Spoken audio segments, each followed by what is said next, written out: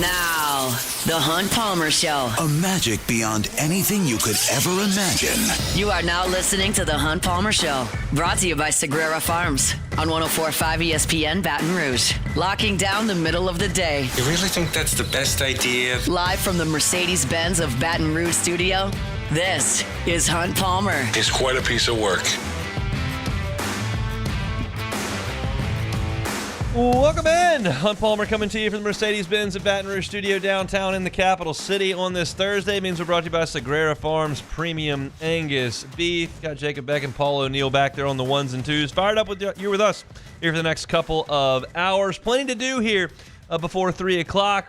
NFL all 25-year team for this quarter century. 3 LSU Tigers on it. We'll talk about it in the next segment. Joe Healey, D1 Baseball's SEC Extra team, with us at 1:30 as he has been all season long. Joe was in Omaha for the duration of the College World Series, so we'll put a bow on that with Joe coming up. Pell's draft last night. Keith Law got a story about fastest risers in this draft coming up here next month, and there are 2 Tigers in that draft that I want to talk about as well. Chris Blair will join us at 2:15. We got to talk Saints as well, so lots and lots to do. Lock us in here until 3 o'clock. We'll start things off the same way we do every single day with our Genesis opening drive. It's time for Hunt's opening drive, presented by Genesis of Baton Rouge. So last night, the 2025 National Championship team was honored at Alex Box Stadium. It was on the SEC Network for those who couldn't make it out. Certainly, Alex Box Stadium was open and the grandstand was completely full last night, and I thought the celebration was great. I mean, look, I can do without the political talks. I understand why they happen. It has nothing to do with which side of the aisle you're on. 2 years ago, it was John Bell Edwards and Sharon Weston Broom. This time around, it's Sid Edwards and Jeff Landry. I'm confident that not a single person who walked through the gates of Alex Box Stadium needed to hear a single word from any politician last night. But it's fine. It's it's part of the city and the state, and I get why it all happens. But I thought the rest of it was great. I thought Bill Franquez did an awesome job in introducing the players. They all got their individual moment to come out of the dugout and walk through the smoke and have their name called. I thought it was awesome that Jay Johnson was – Kate Anderson and Anthony Ianson were last to come out, which I thought was really, really cool. Jay Johnson was the next guy out. And then maybe the coolest moment of the entire thing, and I can't be certain, but I'm confident in watching – that Bill Franquez choked up maybe a little bit when introducing Skip Bertman. That may be a stretch. Maybe he was swallowing to make sure he projected properly. I'm not sure. But either way, I think it was emotional for a lot of people, and it was wonderful for everyone there that Skip was able to make it and was able to be there and to relish in this. We know that it's been a tough spring for Coach Bertman with the loss of Sandy, and so for Bill to recognize him, for Jay Johnson to recognize him, and for the people there gathered to be able to recognize him in such an amazing moment. Because make no mistake, like when something like this happens forevermore, Skip is a huge reason for it. He hasn't coached for 25 years, and he's a huge reason for it. And I think to have him represented was fantastic there, and acknowledged was great. I thought that they brought the players up. The guys, and they say this in some interviews, and they say this when they're doing little press conferences back after games and whatnot. Like, they're more nervous in front of a microphone than they are with a bat or ball or glove in their hand. They just that comes natural to them. Answering the questions doesn't. But they mustered through it. It was Josh Pearson. Jared Jones was great. He was the most eloquent of the players in talking about his decision to come back to LSU and why that was important and standing right here where he was and why that was a dream come true. Josh talked about being roommates, Josh Pearson with John Pearson, and how great that was this year. Stephen Milam talked about his relationship with Alex Bregman and coming from New Mexico and playing shortstop at LSU and how big a deal that was. Kate Anderson talked about growing up an LSU fan and dreaming to be right where he was in that moment at Alex Box Stadium, and that was really, really cool. And then Jay Johnson spoke at the end, and I thought gave a great address to the fans. And he first thanked the LSU fans, saying, like, the thing he loves about LSU fans, it doesn't matter if it's at the box in Omaha on a Wednesday and on Saturday morning at 1:17 a.m., they never run out of energy. And he saluted the fans and the fan base. He talked about the mantra of this team, the toughness and the togetherness. And when I hear Jay Johnson talk about the 2023 team, I hear terms like best team in college baseball history, best pitcher on the planet, best player I've ever coached. Some of those superlatives quickly emerged for him. And I didn't hear a lot of that with this team. He did call Cade Anderson the best pitcher in the country. And he did call Stephen Milam the best shortstop in the country. And he is prone to a little bit of hyperbole in that way. But the resounding message that Jay Johnson gave about this team last night was the toughness and the togetherness.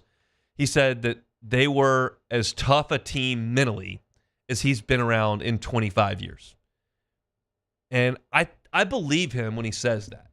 There are some things that Jay will say, and I'll say he's either talking to his team or talking to the selection committee, and maybe he wouldn't mean that verbatim the way that he actually said it. I'm learning there, but that's kind of the way that I read it. I don't think this is that.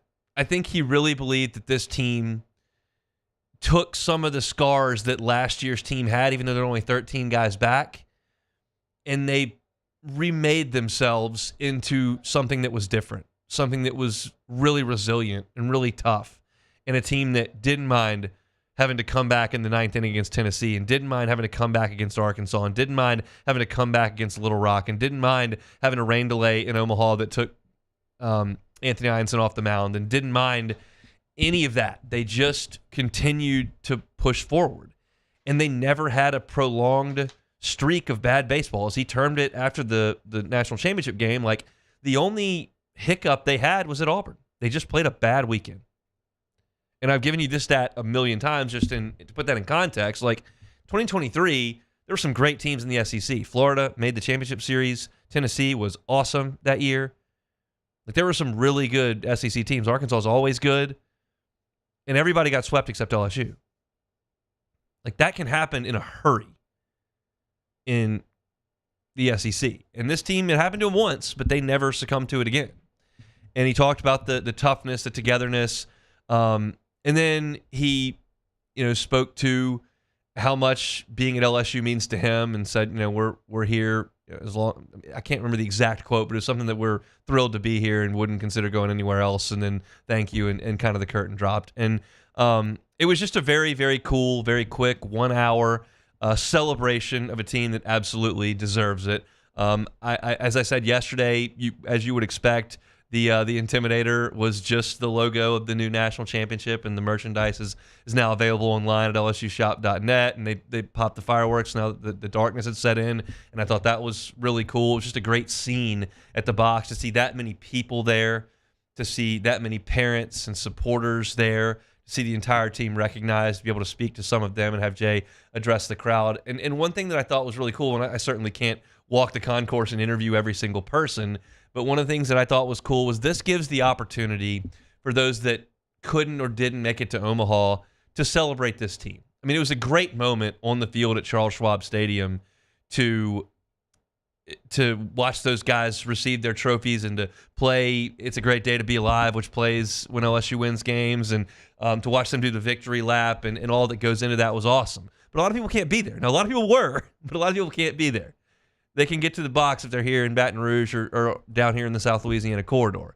And the other thing you have to think about is, I'm assuming that some exit interviews probably happened over the last 48 hours, and that there will be more to come in the next 48 hours, I would think. Just stands to reason. And then, guys are getting to summer leagues. Like, Devin Sheeran's already up there. He wasn't with this team in the postseason. He was going to pitch. He tore his ACL last summer, and, he's up at Cape Cod pitching. But guys, William Schmidt's got to go get innings, and John Pearson needs at-bats. And, some of that stuff has got to happen pretty quickly, and then you've got guys that are going to get ready for the draft as well. So this team is going to go its separate ways starting now. So for them to be able to come together one more time as a team, I'm sure they've been doing this for 3 days, but that time's going to be really quick when you talk about their entire journey here at LSU and what they do in baseball. And for those guys to have the opportunity to be together one more time in that stadium and hear that song, and to see their accomplishments up on the Jumbotron where they played the highlight reels, and to see the Intimidator repainted, and to see the fans come out and salute them one more time is just a very, very cool thing, and something that you gotta do. And so I thought it was very, very cool that they televised on an SC network and that it all got to happen. It's a small thing, but it's a cool thing, I think. And I saw a great little tweet that somebody had put out earlier today. I can't remember where it was, or I'd go find it and give some attribution. But somebody said that the next version of the Intimidator is just going to be a dry erase board, so you can put tally marks. You don't want to go through the entire process of redoing all the artwork. Just put another line on it, and we'll just get back to it next year. I don't think it's quite that easy, but I found the humor in it. I enjoyed that very much. So shout out to the LSU baseball team, 2025 national champs. We've been talking about them for 2 days, and we'll continue to talk about them moving forward. We'll talk to Joe Healey in 20 minutes about what he thought of this team. We'll talk to Chris Blair at 2:15 about his final thoughts on this baseball team. They deserve conversation, and now you're heavy into the transfer portal. And Jay Johnson was asked yesterday on the stage, like, how quickly did you get into the portal once the game ended? He said once the plane landed, we were on it. And they are. It's very clearly they're involved in a number of players right now, and I would imagine there will be some visitors this weekend. In fact, I'm confident there will be visitors this weekend. And you're going to see some commitments in the next week for LSU for next year's baseball team. That's the next step in this process. We'll talk about some guys that may be drafted and move quickly at 2 o'clock, because Keith Law has 2 LSU Tigers that he feels like could be guys in this draft that move very quickly through systems. I'll get you those names as we move along here on this Thursday. Our Thursday shows are brought to you by Sagrera Farms Premium Angus Beef. Look, you got 4th of July coming up. Certainly, you've got Labor Day at the end of the summer here. Summer's grilling season. And if you're going to put something on the grill, make it awesome. Make it Sagrera Farms. You're talking about the top 1% of beef in the country, and it's right here, just outside Baton Rouge. Call my guy Sean Sagrera, contact him, say, hey, I'm interested in a side or a whole cow to get into my freezer, because I want the top 1% of the beef nationwide. You're talking about intramuscular fat content of 13, 14, 15, 16%. 9 is prime. That's the best of the best. Ground beef, fillets, ribeyes, strips, chuck roast, whatever you want, they got it at Sagrera Farms, and it is the best of the best. It's a 3-year journey for every animal on that farm. Starts with genetically mating some of the finest cattle in the country, and it's raised on grass, finished on grain, aged 35, 45 days, got no moisture. And when you pick up that cow, you're going to know that your beef has one DNA. Do you know when you go pick up your general beef on Sunday, Monday? Look into it. Sagrera Farms Premium Angus Beef, just outside of Baton Rouge, and they bring you our Thursday shows each and every week. Step aside. When we come back, LSU well represented on ESPN's all 25-year team, the first 25 years of this century. We'll tell you what 3 Tigers are honored next. The Hunt Palmer Show. Bayou Chrysler Dodge Jeep Ram is taking $22,500 off MSRP on the brand new 2025 Ram 1500 Laramie with $22,500 off MSRP with a complimentary 7-year powertrain warranty that comes with all new Bayou Automotive vehicles. If you need sales or service, the crew at Bayou Automotive is going to do right by you.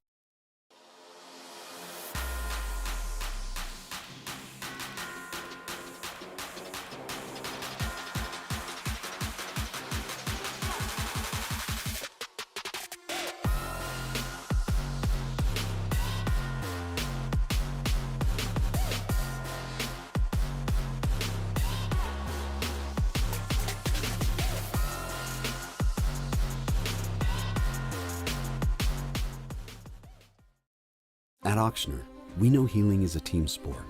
That's why we've partnered with world-renowned orthopedic surgeon Dr. James Andrews to create the Ochsner Andrews Orthopedics and Sports Medicine Institute. Whether you're a professional athlete or a weekend warrior, our team of specialists are dedicated to getting you back in the game. So whatever your reasons are for reaching your personal best, we've only got one: you. Ochsner Andrews Institute. Long live you. At Sunshine, we know what you see when you look at your land. Where others may see dirt, you see the foundation you've built your life on. It's hallowed ground. It's past, present, and future. We're proud to provide quality John Deere equipment to help you maintain the land you love. Check out our current promotions and learn more about what it means to be powered by Sunshine at sunequip.com. At Luba Workers' Comp, our journey began over 30 years ago with a simple belief. our clients come first. At Luva, our business has always been focused on people, not policies. Through every success and challenge, we've continued to grow because we've stayed true to our values, committed to providing you with genuine dependability. Because your well-being is more than a priority. It's our purpose.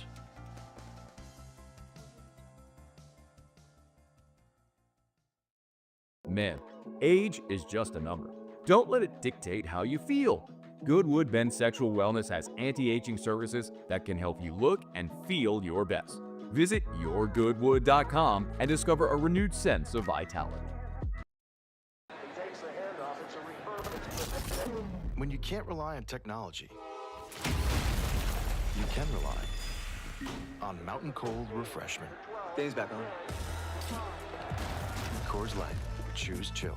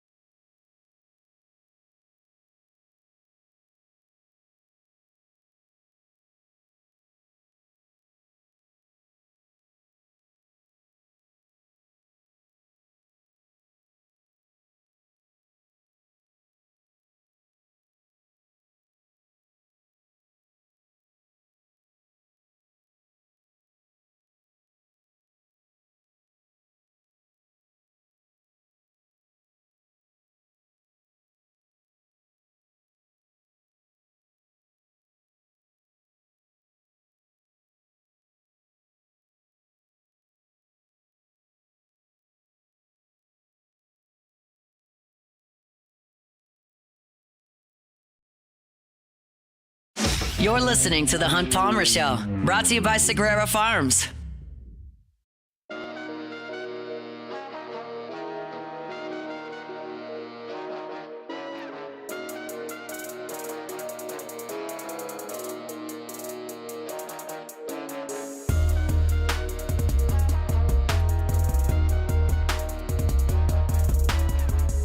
All right, we got Joe Healey coming up in 15 minutes talking LSU baseball mostly. Got Chris Blair talking LSU baseball as well. Pelicans did just have a couple draft picks last night and made a trade that the internet certainly commenting on. So we have some real things to talk about for sure. And I understand that we get into some list season things this time of year. It's just the nature of it. But I think whenever LSU is well represented somewhere on the national stage, it's worth a mention. And ESPN put together the all-quarter century team. They put together a 53-man roster and coaches based on 2000 through 2025. And I was like, all right, let's see how many LSU guys are represented. And I only put 2 on my list that I thought had a really good chance of making it. And it turns out there were 3. I was 1 short. And we'll get into it here. Then we'll talk about where that puts LSU as far as the rest of the country goes. The 2 that I was confident had a real chance to make the team, I don't know if I would have put either one slam dunk, but I was confident, were Alan Faneca and Patrick Peterson, and both did make the list. At left guard, Alan Faneca says he was a 175 starts, 1-time Super Bowl champ, 8-time All-Pro. A stalwart left guard for the Steelers before late career spells with the Jets and Cardinals. Faneca missed only 1 game from 2000 on, and that was due to rest in a meaningless Week 17 contest in 2001. His 6 first-team All-Pro selections are more than any other left guard this quarter century. Alan Faneca, truly one of the great offensive linemen in the history of the NFL, and a great representative of LSU. Also, really not carrying much weight these days when you see pictures of him. So Alan Faneca at left guard was a slam dunk, and Patrick Peterson was on the list at corner. I knew that he had made a lot of Pro Bowls. I knew that he was very highly regarded. I didn't know if he would make the team at corner. The blurb reads, Peterson's career had a long tail, but that shouldn't overshadow his 8-year peak from 2011 to 17. He was above average in yards allowed per target in each season in the early part of his career, peaking when he allowed a league-leading 4.4 yards per target in 2015. He's also 9th in total interceptions during the last 25 years. So that puts Pat Pete on the list. I did not have a third member of this team at the ready. And I'm curious, Beck, if you want to toss a guess in at who the third LSU player in the all quarter century team is. We have Faneca, we have Peterson. Do you have a third guess here? Man, that's tough. It wouldn't be him. Man. Joe Burrow? It's not Joe Burrow. No, he's a head coach. He hasn't been long enough. You're talking. This is Brady, Manning, and Mahomes. Yeah, so you're having a tough time swimming in those waters, especially when you've got guys like Breeze and like that. You're not gonna jump up. It's actually a current Pro Bowler. So you're on the right track there. Okay. Played here with Burrow. Oh, not Jamar Chase. Justin Jefferson is on this list. Okay. The wide receivers are Julio Jones. Well, that makes sense.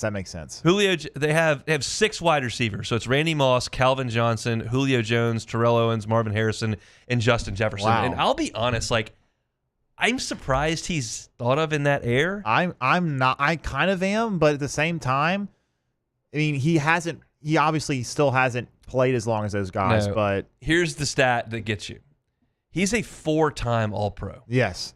Which means at this point, it's you can't call him anything but a likely Hall of Famer. Oh, likely, very sure. Yes. I mean, theoretically, they got quarterback issues in Minnesota now. They've moved on, and you're going to go with and I'm blanking on the Michigan quarterback that they drafted. Oh, J.J. McCarthy. They've got McCarthy there, and maybe it doesn't work, and maybe his numbers go in the toilet. I don't know.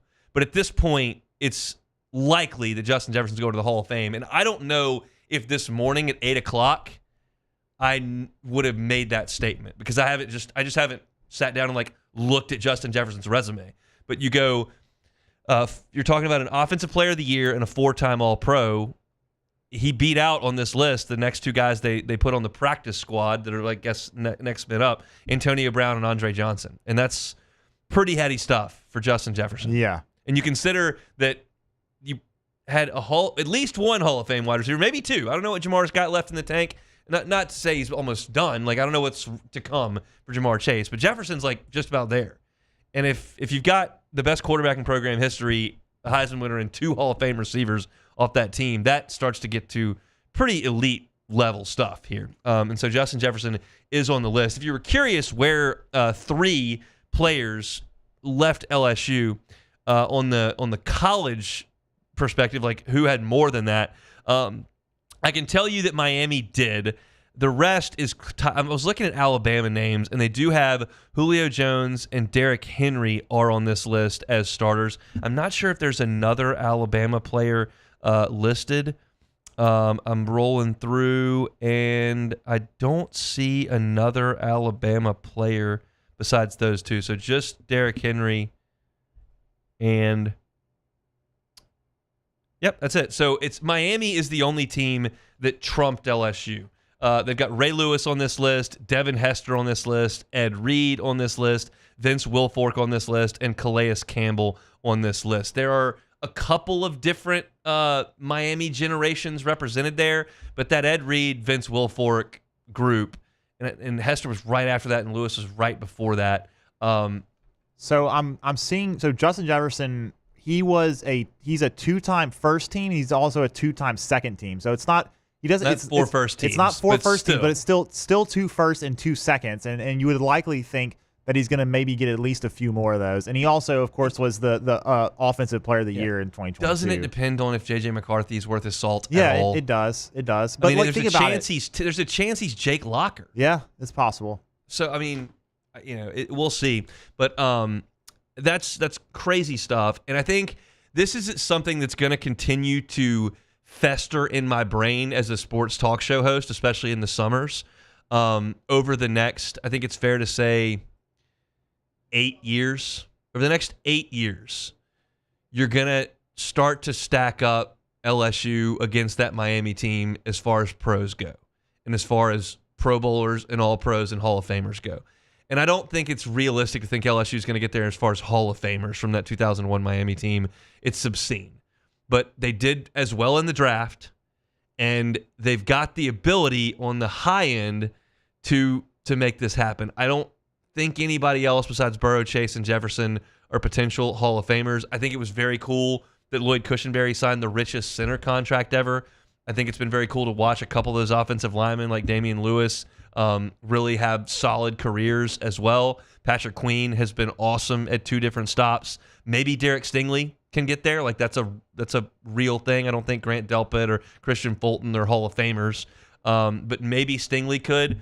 And I'm asking a lot here. I'm asking to make the Pro Football Hall of Fame. It's a very heavy discussion, but like it's not completely out of the question to put 4 guys there. And if you do that, you really level the playing field. And what I'm really trying to get this thing boiled down to, and when you talk about Miami against LSU, because you can never win the argument, right? Like, there's no way you can win it. They can't play if you're a Miami fan or if you paid more attention in the early 2000s or if you're an LSU fan or you were too young back then and now you're mature enough to have watched that 19 team. Like, you may feel like LSU's better. You can't really win, but Miami's got the leg up when it comes to the NFL stuff. I'm trying to get this boiled down to, okay, one of these teams had Ken Dorsey and one of them had Joe Burrow. That's if I can get the argument to that, then I feel like I can win it. And this is a good deal for Justin Jefferson to be on this list. Now, Joe Burrow's not nearly going to put the skins on the wall that Tom Brady, Patrick Mahomes, and Peyton Manning have. Let's see who they put as the practice squad quarterbacks, because I'd missed that initially and then saw it after I was scrolling through again. But it's, I would imagine you've got to have maybe Roethlisberger and Breeze on that. Rodgers and Breeze are the other 2. So that's the next tier there, and I'm assuming Roethlisberger and maybe Eli come in after that with Russell Wilson maybe coming in. But that's Joe Burrow's not there yet. Like he's on a great trajectory. He's had a great start to his career. I don't love the way his team is spending money currently in terms of where they're allocating it position-wise and paying T. Higgins instead of Trey Hendrickson. But I'm thrilled that Justin Jefferson is considered as part of this list, and will continue to monitor all these 2019 guys in their NFL careers, counting up Pro Bowls, counting up dollars made, and hopefully eventually counting up all pros and Hall of Famers over the next 10 or 12 years and see how things stack up. I didn't know Justin Jefferson was on quite that ascent, but hey, here we are. That's some pretty big-time stuff for the New Orleans native who was great here in Baton Rouge. So that's a look at the ESPN first quarter century team here in 2000 through 2025. Let's step aside. Joe Healey, SEC extra part of the D1 baseball team, was up in Omaha watching the Tigers get it done. We'll talk to him about all of that when we come back. The Hunt Palmer Show. Genesis of Baton Rouge. GenesisofBatonRouge.com is the website. Every car that's on the lot is online at GenesisofBatonRouge.com. How about 10-year, 100,000-mile warranty? That's as good as you're going to find in the industry. How about 3 years of complimentary maintenance? Complimentary valet maintenance even. That's as good as you're going to find. It's a luxury brand and a luxury experience at a reasonable price. So when I say Genesis, you should think luxury. When I say luxury, you shouldn't think, oh, well, that's priced me out. You might be surprised. It's a luxury brand at a reasonable price. Go check out the website. Go see the entire inventory there online. You can see it from the SUV down to the sedan. No matter what your situation is, your family situation, your commute situation, they've got a vehicle for you. Get behind the wheel with one of their brand ambassadors and become one of those Genesis drivers. It's an experience. It's Genesis of Baton Rouge. You can find them online at GenesisofBatonRouge.com.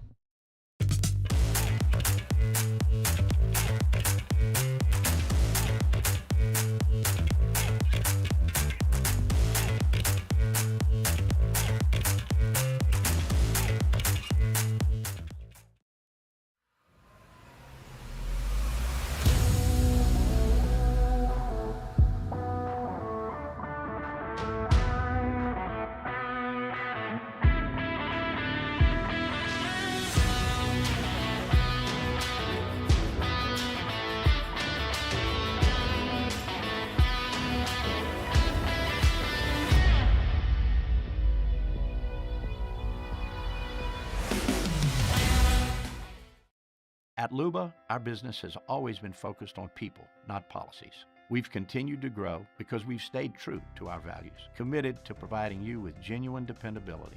Because your well-being is more than a priority, it's our purpose. Flight by Yingling is raising the bar by crafting the next generation of light beer. With only 2.6 carbs and 95 calories, this is premium refreshment 6 generations in the making. Flight by Yingling. Raise the bar. Bayou Ford is taking $11,000 off MSRP with 4.9% for 60 months on the new 2025 Ford F-150 XLT, plus the complimentary 7-year powertrain warranty that comes with all new Bayou Automotive vehicles. If you need sales or service, the crew at Bayou Automotive is going to do right by you. ED, low T, or simply seeking to optimize your health and performance? Goodwood Men's Sexual Wellness offers a range of discreet services to address your specific needs. We empower men to reclaim their health and confidence. Visit yourgoodwood.com. Gulf Coast Office Products is a nationally recognized Savin office equipment dealer based right here in Louisiana. Over 100 employees strong, Gulf Coast has the boots on the ground to support all vertical markets, from education, engineering, legal, and finance. With the latest in office technology, from desktop to production segment units, Gulf Coast and Savin have the perfect fit for you. Call 225-756-2644. That's 756-2644 for Gulf Coast Office Products. These are the luckiest ice cubes in the world. They could have been a thankless bed for an all-you-can-eat salad bar. But instead, they've been called upon to cradle and cool a crisp, refreshing Dos Equis. Looks like the lucky just got luckier. Dos Equis. At Auctioner, we know healing is a team sport. That's why we've partnered with world-renowned orthopedic surgeon Dr. James Andrews to create the Auctioner Andrews Orthopedic. This is the Hunt Palmer Show, brought to you by Sagrera Farms.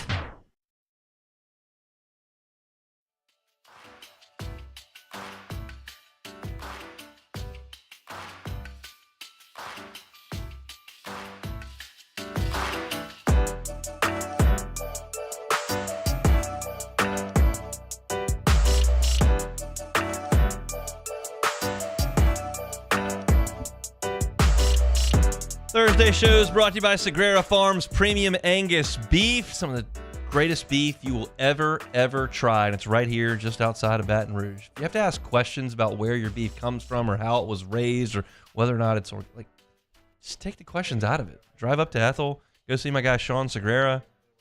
Take a look at the product that you're going to bring home. If you like it, bring it on home. If you don't pay a cent. Sagrera Farms Premium Angus Beef to bring you our Thursday shows. Joe Healey, D1 Baseball's SEC Extra Team, good enough to join us on Thursdays all year long. It was a good year down here in Baton Rouge. We closed things up with Joe today after he's now home from Omaha after a 2-week stay. Joe, how are you? Doing pretty well. Is it really over? It's kind of hard to imagine, right? I mean, it feels like we just kind of kicked this thing off and now we're done. So, yeah, I guess it is the last one. It is the last one. There's some good vibes down here in Baton Rouge. They've won it 2 times in 3 years. You have an overarching theme with this LSU baseball team? I think this is the one that really shows why it is that Jay Johnson is the best head coach we have in college baseball right now, and is probably going to go down as one of the greats of all time. Because, I mean, yes, he did. LSU obviously gives him a lot of resources, and there are a lot of different head coaches that could win national titles at LSU, but I'm not sure how many, no disrespect, could win national titles with this team. And there are obviously a lot of talented players in the team. I'm not trying to say otherwise, but you compare it to the 2023 team that was just like a superstar show. This is different. There's some players that have a chance to play pro baseball, certainly on the mound with those 2 frontline starting pitchers, but the position player group was a lot of veteran pieces, a lot of good college players. Maybe there'll be a big league or 2 in the mix, but it was not the super talented super team that we saw in 2023. And I think what stood out to me most with the way that the roster kind of took shape as the season went on is that I thought Jay did a masterful job of bringing guys back into the fold and never giving up on anybody. And, we saw it with, a guy like Chase Shores, who didn't make it in the rotation, and it would have been easy to kind of just cast him aside at that point, but he built him back up to where he was a key piece. They still kept going to Jacob Myers, even though, he had his struggles with command during the year. Ethan Fry wasn't in the lineup every day early in the season, and obviously by the end of it, he was just about as important as anybody in the lineup. Michael Braswell's hitting whatever it was, 170, but he insists on having him in there for defense and experience reasons, and I think we saw in the CWS finals why that was a good decision with his defense there. So just a masterful job of using your entire roster when in college baseball, frankly, I think too often coaches go the other direction and the roster shrinks as time goes on. Jay does the opposite, and he does it better than anybody. Anderson and Ianson, how do you characterize their journey here from the start to the finish? I think everyone was a little bit apprehensive about replacing Jump and Holman. They did that with style. Yeah, no doubt. And I think we talked about this. We recorded a podcast at D1 Baseball this morning where we talked a little bit about, the pitching coach job that Nate Yeske did. And as a pitching coach now, the job is very different than when Nate Yeske first started to gain some notoriety when he was at Oregon State, in that gone are the days when you bring in a guy and you're like, all right, we're looking at the 3-year picture with this starting pitcher. That you can't really do that anymore. Like with Anthony Ianson, it was like, look, he's got good enough stuff. He's going to be drafted at the end of this season, almost no matter what his season looks like for us. So we've got to figure out how to get the best out of him right now. And similarly with Cade Anderson, he made a nice progression. So he was a program guy, but we'd never seen him start on the weekend in the SEC over the course of an entire season. And so, but again, a guy who was probably going to get drafted. So you had 1 year to optimize him as a member of your rotation. And in doing so, like, he was the best starter in the SEC from start to finish. I think what he did at the end, got him in a position to where he's now passed up Liam Doyle for the best starter in college baseball during the 25 season. And, I think there's a little revisionist history about Anthony Ianson as being this like blue chip superstar transfer. And he was pretty famous. He was on Team USA last summer, but if you look at his numbers, they were pretty good at UC San Diego, but they weren't this. Like, his numbers got better at LSU against the competition they play.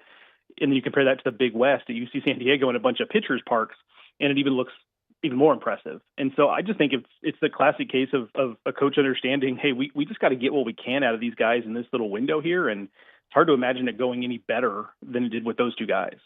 This is a big picture question here, but I'm starting to think about Ianson, Chase Dolander, Skeens, Zach Root, guys that have stuff, and then they transfer into the SEC and kind of really take it to another level. What do you make of that? I think some of it is just the SEC is uniquely positioned to take raw materials and turn them into a finished product because they just have access. And they're not alone. There are other teams in the ACC and what have you, but the SEC is top to bottom equipped to do this. They have the technology and the resources and not just resources to develop players, but also resources to scout them. Because in some of those cases, they were kind of obvious, but Dolander was a guy who struggled with control at Georgia Southern, and Paul Skeens was a guy who, an Air Force transfer, that's not really what you'd think of. And so I think there's resources for scouting too. I mean, they're able to make informed decisions that other teams might not feel comfortable making because they just have better information, more information. And then you see it on the player development side. So I think there are probably a lot of reasons we can sit here and go through over the course of a couple hours. But I think to put a fine point on it is just that those examples you gave are all SEC examples. And, I think it's just, this is where the resources really pay off. We see it in the stadiums and the coaching salaries and all that kind of stuff. But this is where the resources actually matter on the field, is being able to take guys with raw materials and turn them into first-round draft picks. And we've seen it over and over again. You go to Omaha every year. I went 2 years ago for the championship series and then for the whole time this time. And the ballpark played considerably different. Now, was the win that we watched for most of that kind of an outlier? Or how do you feel about the way the ballpark plays year to year? Yeah, it played shockingly big. The wind is typically in, especially when it's warm. And I'm not a meteorologist, so I can't get any more detail than that. But I'm kind of like Jay Johnson on this, where it's just like, hey, man, just tell me which way it's blowing, and let's just leave it there. But this was bigger than normal. Even when the wind is going in, it didn't play like this. And so I think it's a combination of a lot of things. Did the wind blowing in help make it play big? Yes. Also, I'm pretty certain the balls we're using in college baseball this season were different than what we've been using the last couple of years. That's anecdotal. I don't have the science on that, but I've talked to enough coaches and scouts and what have you that everyone seems pretty comfortable saying that the balls were just different this year. So the ball just wasn't jumping. And home runs were down as a result. Nobody hit 30 home runs this season in college baseball. Last year we had like 5 dudes do it. The year before we had a bunch do it, and including some guys who probably aren't going to be big leaguers. So I think it was just a combination of things. I hope this year's a little bit of a low outlier because it did make it to where, look, it worked out well for LSU, but it did make it to where, like, if you got more than a 2-run lead late in the game, it was going to take a pretty big meltdown for you to lose that game because the ball just wasn't going to leave the yard more than likely.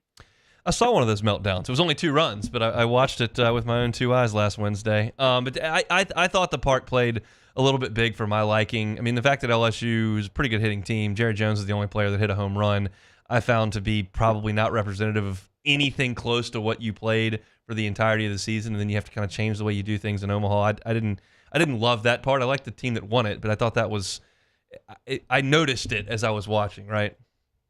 Right. Yeah, exactly. Yeah, I'm with you. And there was a lot of hand-wringing, right? Like in the press box where, like, you know, folks who, you know, cover certain teams or folks who work for the Omaha World Herald who maybe just don't have like the total context of it were coming over to where we sit, the D1 baseball folks, and we're like, is this, you know, was college baseball like not very offensive this year? Like, what's going on here? So anytime the folks who really aren't that plugged into college baseball on a day-to-day basis are starting to ask questions about why the game isn't very offensive, you know that you've got an outlier. So I'm with you in that I don't want to start tinkering with stuff, but I'm just kind of hopeful that, you know, maybe next year we have a little more offensive year. And if we don't, you know, maybe we start talking about, you know, bringing some fences in a little bit. I don't want to overdo that because it's equally not fun if it goes the total other direction.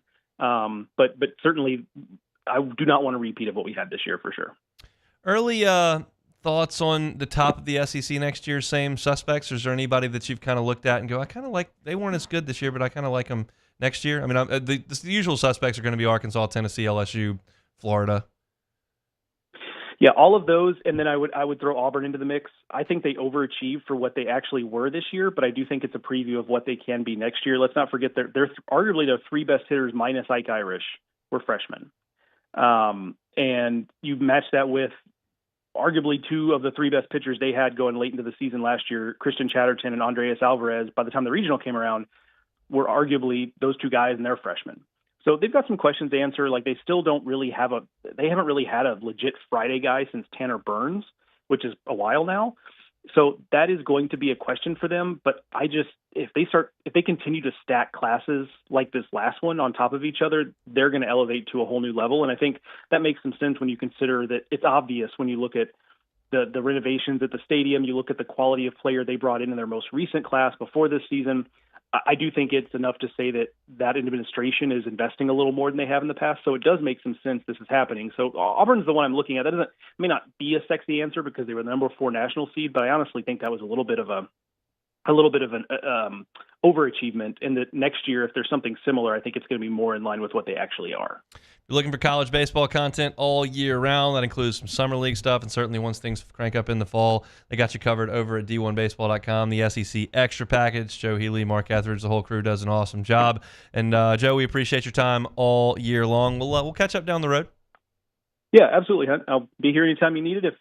If college baseball is increasingly a 12-month thing, so if you need me, you know where to find me. Sure do. Thanks, Joe. He is Joe Healey, SEC Extra, D1 Baseball, host of the Highway to Hoover podcast as well. He's right. It's a 12-month deal. And speaking of the 12-month deal, we're now into the part of the calendar where transfer portal editions show up, and LSU just got one. I'll tell you who it is and my early thoughts on that when we come back. The Hunt Palmer Show. One Bath and Closets. OneBathAndClosets.com is the website. David Duvall and his team, 30 years redesigning and remodeling bathrooms and closets. Look, closet space may not be top of mind to everyone, but it's top of mind to some.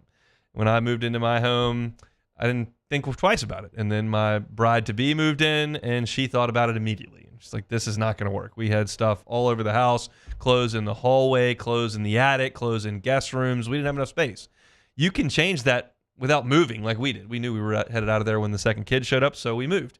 But if you don't want to move and you want better closet space, get a custom closet from One Bath and Closets. David Duvall and his team, happy to help you with that. It starts with a free consultation. They'll get your questionnaire filled out, how many suits you got, how many shoes you got. You putting suitcases in here. What do we need? We need mirrors. We need tie racks. Like how do we need to handle this? And they'll customize a closet to your exact specifications. They'll do it right the first time and leave the competition behind. It's One Bath and Closets. Find them online at onebathandclosets.com. There it is, the extra mile. on the border of expected and extraordinary for those willing to go further, like vans customized for work or play, with safety and tech to keep you connected. Supported by a 5-star sales, service, and finance team, and backed by the 1-star you know. So go the extra mile. It's never crowded, because so few have what it takes to go there. Mercedes-Benz Vans.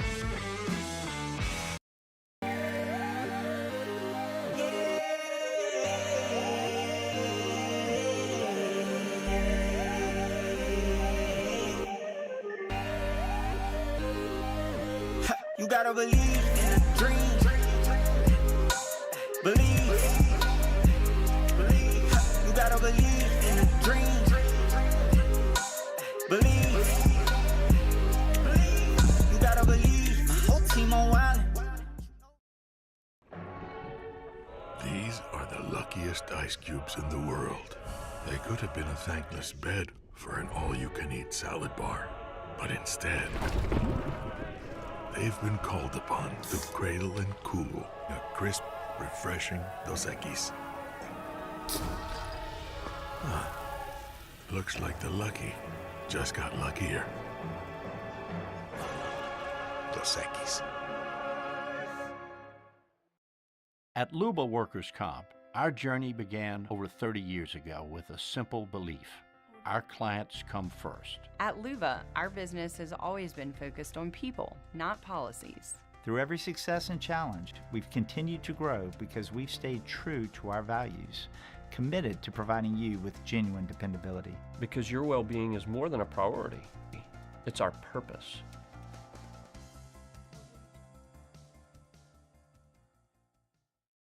Man, age is just a number. Don't let it dictate how you feel.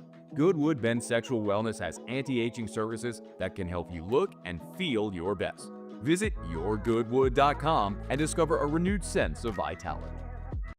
Gulf Coast Office Products is a nationally recognized Savin office equipment dealer based right here in Louisiana. Over 100 employees strong, Gulf Coast has the boots on the ground to support all vertical markets, from education, engineering, legal, and finance. With the latest in office technology, from desktop to production segment units, Gulf Coast and Savin have the perfect fit for you. Call 225-756-2644. That's 756-2644 for Gulf Coast Office Products. At Auctioner, we know healing is a team sport. That's why we've partnered with world-renowned orthopedic surgeon Dr. James Andrews to create the Auctioner Andrews Orthopedics and Sports. This is the Hunt Palmer Show, brought to you by Sagrera Farms.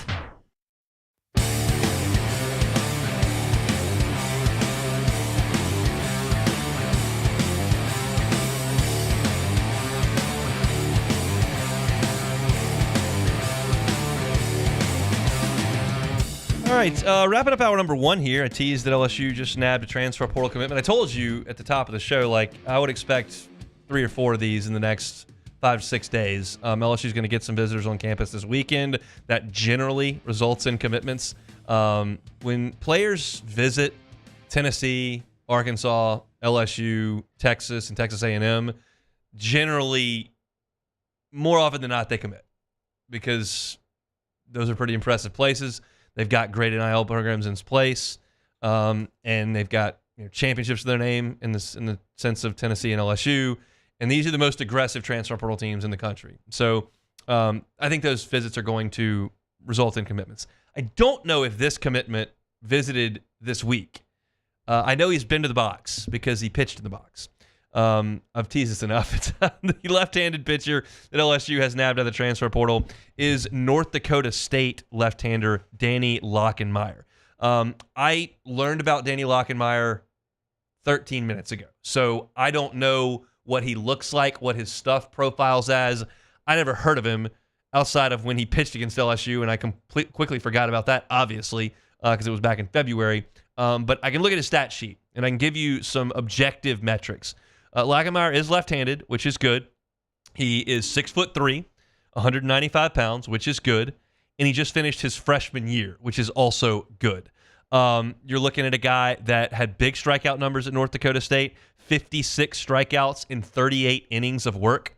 When he pitched against LSU in a midweek relief outing, he threw 1 2/3 innings against the Tigers, gave up 1 hit and 2 earned runs.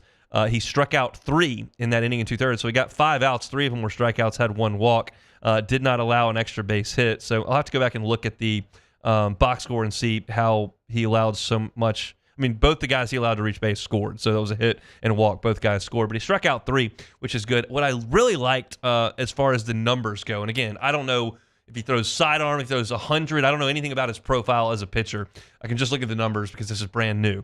But I can tell you that in his last 7 outings, am I counting that right? Yeah, final 7 outings, totaled 13 2/3 innings, and he did not allow an earned run over those 7 outings. It was 13 2/3 innings. Let's see how many strikeouts were in those 13 2/3 for Lockenmeyer, because that's a huge number. You're talking about 10, 13, 14, 15, 17 strikeouts. So it's clearly he's got pretty big stuff. I realize that striking out Oral Roberts, St. Thomas, and Omaha, and Kansas and Creighton. So they were in the Arkansas Regional. Because, North Dakota State was. So he pitched against Kansas and Creighton in the regional. In the regional against those 2 teams, he threw 3 1/3 innings, no earned runs, 4 hits, and 10 strikeouts in those 2 outings. So big stuff, apparently, from this guy. I like adding a left-hander. If you look at next year's roster that is returning, DJ Primo can come back from the left side. I anticipate that he will. Connor Ware can come back from the left side. I don't think he will, but that remains to be seen. So you need left-handed pitching, and this guy has been a reliever. As I look through his outings, you see the longest outing he had this year was 3 1/3 against Oral Roberts, and that was when he struck out 7. So this is a guy who's been a reliever but has good size, big strikeout numbers. Jay Johnson has seen him, and this is something we've seen Jay Johnson do. He went and got Zach Cowan last year after he scouted him hard for the regional, and that obviously paid off in a big way this year. We've seen him go get guys that LSU played against and bring them in. I'm trying to think if there's another hitter that comes to mind immediately. Again, this is not a segment I've prepped. This is something that just fell in my lap, so I'm trying to consider. I mean, obviously, LSU saw Luke Holman on tape as he came from Alabama. He famously didn't pitch against LSU, got scratched in that game, but coach got fired. But he scouted Luke Holman before then and certainly brought him in. Chris Stanfield is a guy that LSU played against, that LSU brought in and liked what he could give them. So this is another instance that I'm confident that Jay Johnson saw him in scouting, saw him in the game against LSU, and when that happened, they immediately knew what they were looking at. You can go pull the tape pretty quickly from a home game, and that's a guy who you don't necessarily have to get to campus for a visit because he was here and played in the stadium when LSU, I'm sure, had a pretty nice crowd in a February game. And you realize that he's from Minnesota, played baseball at North Dakota State. Weather is okay down here in February to come down and play a little bit of baseball. So that's a guy that you probably don't have to work too hard. He's already seen it. Probably a guy that's a little bit under the radar. I mean, Tommy White goes in the portal. Thatcher Hurd goes in the portal. Luke Holman goes in the portal. Like, everybody's going. I would imagine Danny Lockenmeyer going in the portal is not going to send off alarms in Tony Vitello's office or Jim Schlossnagle's office. Just a guess. Maybe it does. I'm not there, but I would imagine that's not the case. But LSU would have seen it and gone, oh, yeah, remember that kid, and then you go make a push. So, again, I expect LSU to be selectively aggressive over the next week and a half in adding guys to this roster. I expect that they'll add some really good talent, and you got to have left-handed pitching. Jay Johnson said he learned that from Augie Garrido, that he said, I'm going to build my teams around left-handed pitching and left-handed hitting because most teams don't have it. I can find a right-handed pitcher or a right-handed hitter just about anywhere. Most teams don't have lefties. And if you're LSU, you're lacking in lefties, and you need to go grab one, and Danny Lockenmeyer becomes that first guy in the boat as a left-handed pitcher. LSU brought in 2 infielders last week and 2 weeks ago in the transfer portal, but as far as pitching goes, this is the first edition. I just kind of work off of the assumption that LSU is going to find a weekend starter in the transfer portal. I'm not saying it's going to have to be Skeens, but they're going to find Ianson or Holman or Hurd or Jump or one of those guys that's going to come in and help.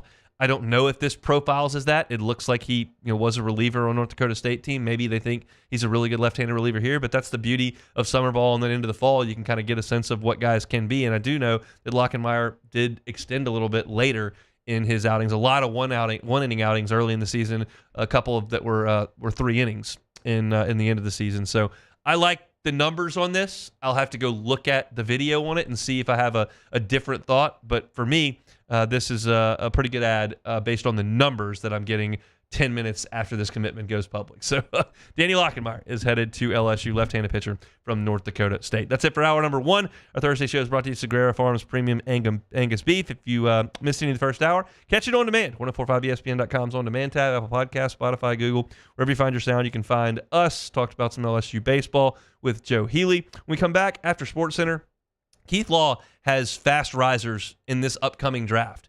2 of them are from LSU. One might not be you thinking. It's next. The Hunt Palmer Show.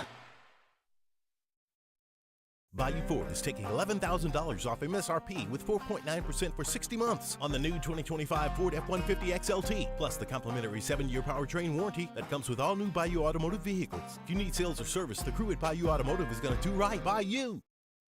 At Atmos Energy, our Smart Choice solutions help customers save energy and emissions with rebates up to $500 off high-efficiency natural gas appliances, smart thermostats, and weatherization upgrades. Together, we're fueling our energy future. Looking for the ultimate game day experience? Come to the Queen Casino in Baton Rouge. Savor game day platters and snacks, plus drink specials at 1717 Kitchen and Cocktail. So come out for game day and let our team make you the MVP. The Queen Casino, where every moment is a win. The Windsor Senior Living Community in Mandeville, Louisiana is a beautiful, vibrant apartment community geared toward seniors. They are nestled right in the heart of Mandeville, where seniors live a more carefree lifestyle in spacious apartments with the peace of mind that comes from having a little extra help. Call the Windsor at 985-624-8040 to schedule a lunch and tour. Come see how the Windsor can be your passport to peace of mind. ED, low T, or simply seeking to optimize your health and performance? Goodwood Men's Sexual Wellness offers a range of discreet services to address your specific needs. We empower men to reclaim their health and confidence. Visit yourgoodwood.com. These are the luckiest ice cubes in the world. They could have been a thankless bed for an all-you-can-eat salad bar, but instead, they've been called upon to cradle and cool a crisp, refreshing Dos Equis.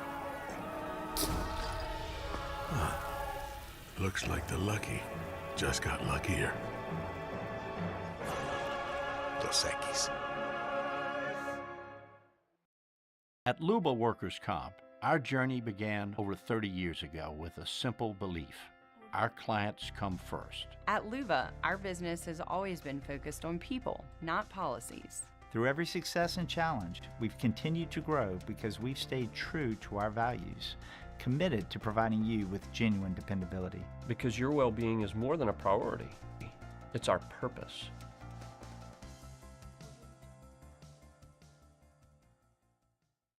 Gulf Coast Office Products is a nationally recognized Savin office equipment dealer based right here in Louisiana. Over 100 employees strong, Gulf Coast has the boots on the ground to support all vertical markets, from education, engineering, legal, and finance. With the latest in office technology, from desktop to production segment units, Gulf Coast and Savin have the perfect fit for you. Call 225-756-2644. That's 756-2644 for Gulf Coast Office Products. At Ochsner, we know healing is a team sport. That's why we've partnered with world-renowned orthopedic surgeon Dr. James Andrews to create the Ochsner Andrews Orthopedics and Sports Medicine Institute. Whether you're a professional athlete or a weekend warrior, our team of specialists are dedicated to getting you back in the game. So whatever your reasons are for reaching your personal best, we've only got one: you. Ochsner Andrews Institute. Long live you.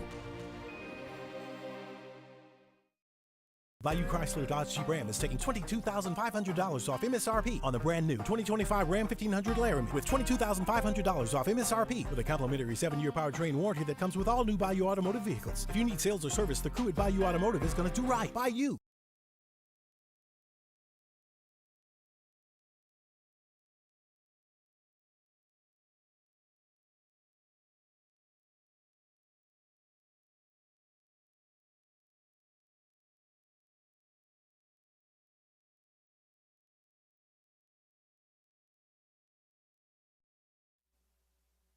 This is SportsCenter.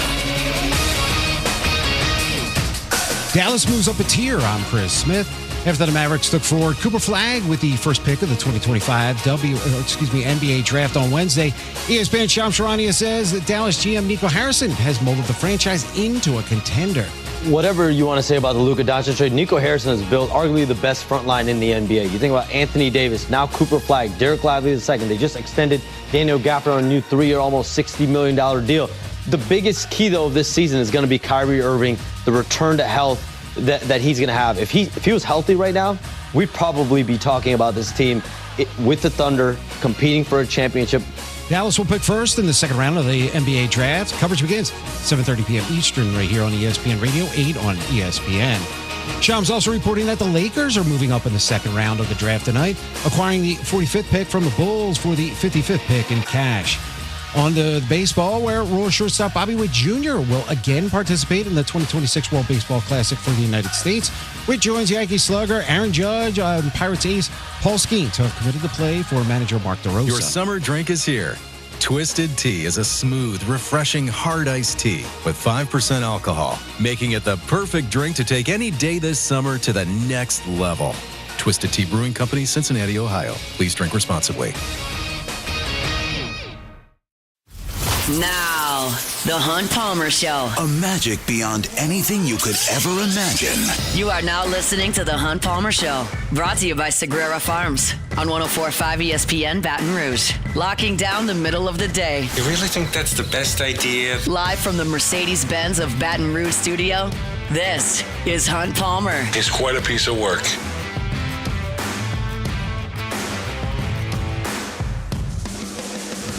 Hour 2.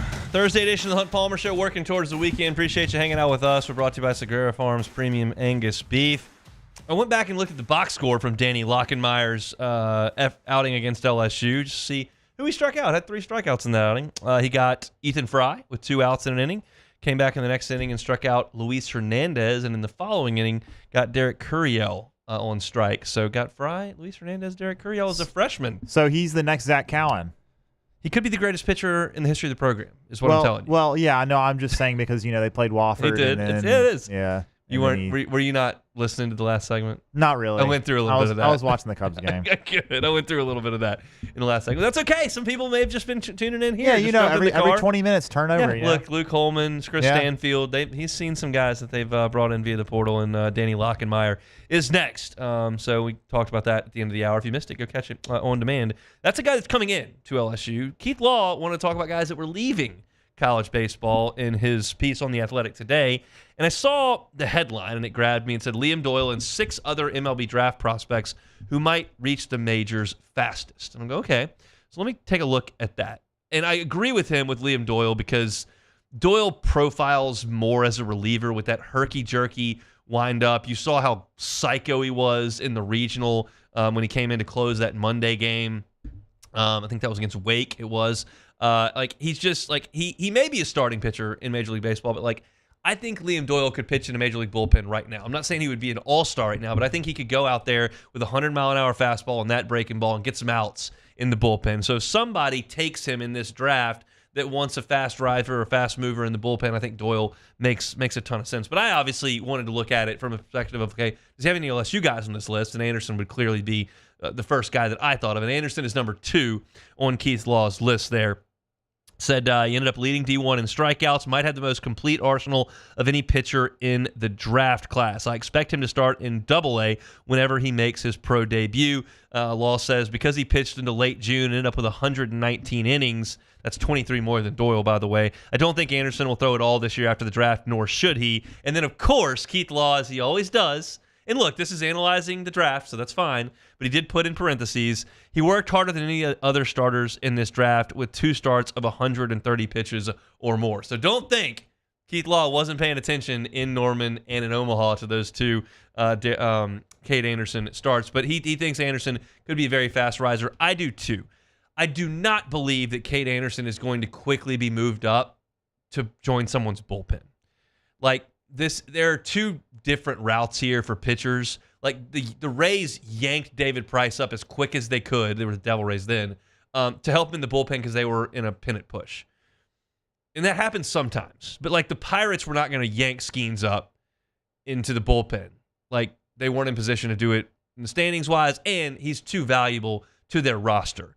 And, like, the Cubs have two prospects right now. One's Ben Brown. They pulled him up to help out of the bullpen. One's Cade Horton, who pitched against Ole Miss in the College World Series Championship. They were going to wait until there was a starting spot available to bring him up. And Anderson falls into that category. Like, he will join a professional organization when it's time to start. That's what Aaron Nola did. That's what Paul Skeens did. Like, that's what is likely for Cade Anderson at this point. So it may take a little bit more time than perhaps Doyle, but I like the fact that Keith Law thinks Anderson's a fast riser. Now, if I told you that there was one more Tiger on this list, I'm asking, Beck, I'll ask you, who do you think is the other Tiger on this list that could quickly move through a system from this team to a major league roster? In this draft. Yeah. I don't. That's a good question. I maybe. If I feel like Ethan Fry just hits so well that he can. I feel like he could. I don't know. That would be my. I think he's just a really good hitter. I think he could make it far enough with that, but I don't. That would be my best guess. The quickest route to a major league team is in the bullpen because they have a lot of them and they're volatile. So now, if I give you that frame, well, if Chase Shores goes, I would say Chase Shores. Chase Shores will be going, and Chase Shores is on this list, which I was a little bit surprised by. But then you think about it and like, okay, because as Keith Law writes here, like Shores lost his rotation spot in mid-April. He had a 5.12 ERA as a starter, but he moved to the bullpen. He hit 100 miles an hour 47 times in the NCAA tournament. In the NCAA tournament, Shores hit 147 times. He's got a two-seam fastball that sinks. He says his slider is at least a 55 on the 20/80 scale, and then that slider can get up to 91 miles an hour. Law writes he can't start as is because lefties had a 412 on-base percentage against him in the spring, but several of his postseason outings, including the one that closed out the national championship, showed his upside as a sinker-slider guy in relief. Somebody might select him and try to start him, but this only applies if somebody immediately puts him in the bullpen with the goal of having him get to the major leagues quickly. Yes. Like, I would immediately take Liam Doyle over Chase Shores for like three reasons. One, left-handed.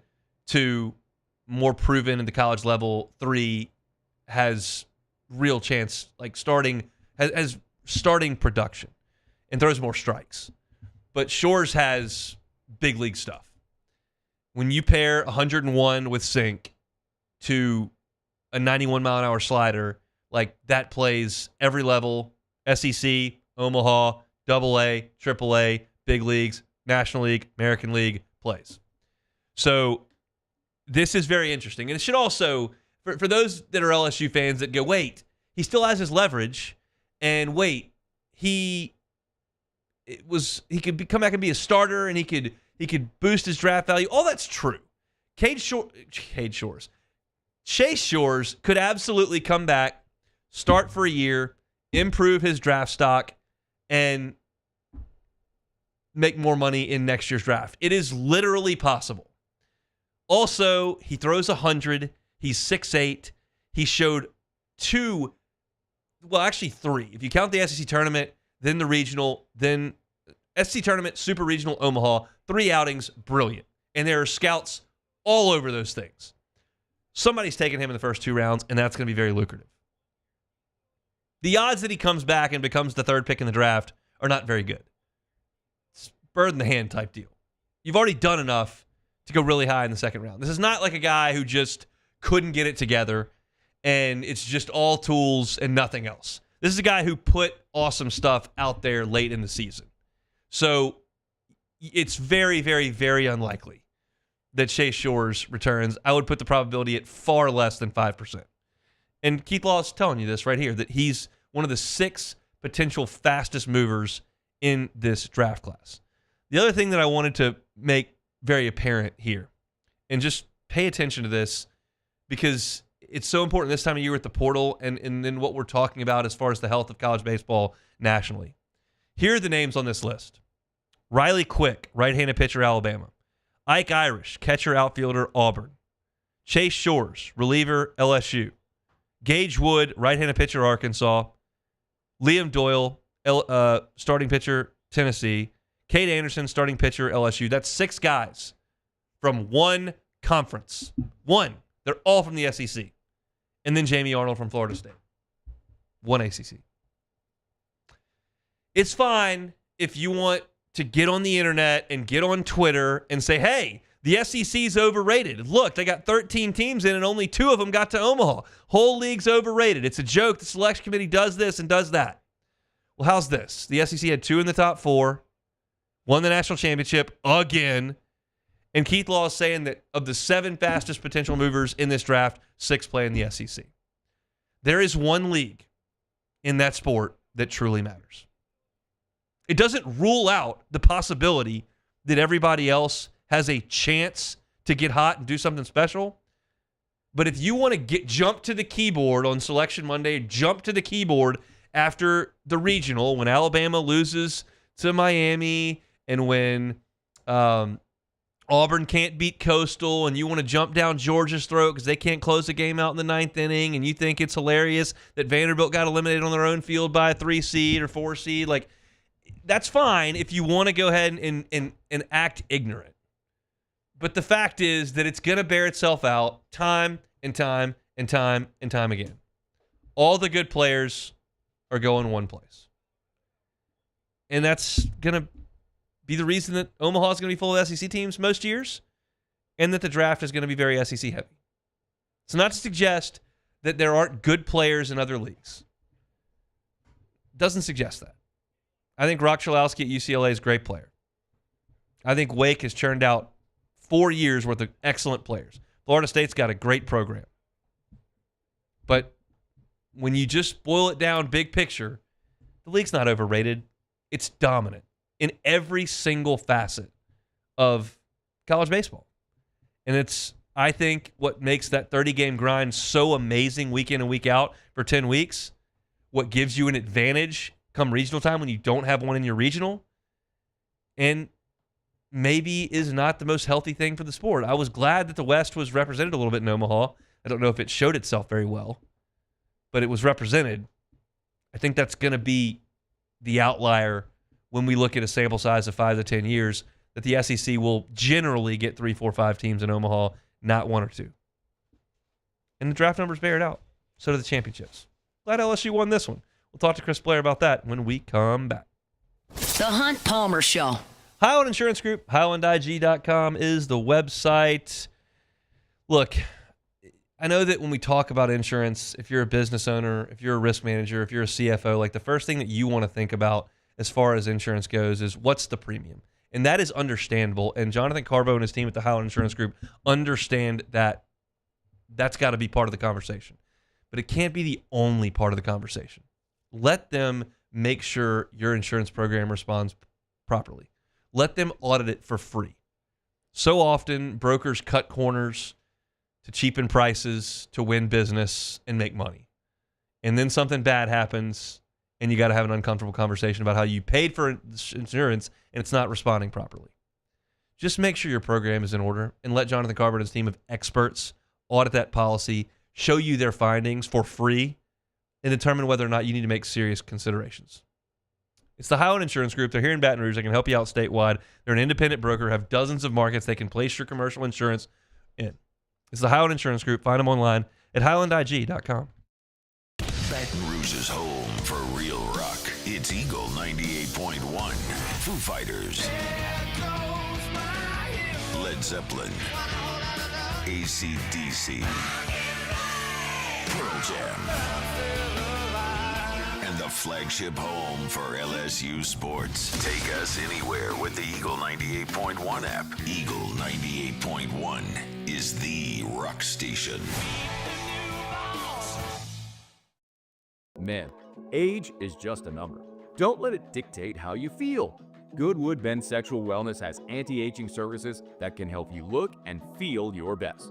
Visit yourgoodwood.com and discover a renewed sense of vitality.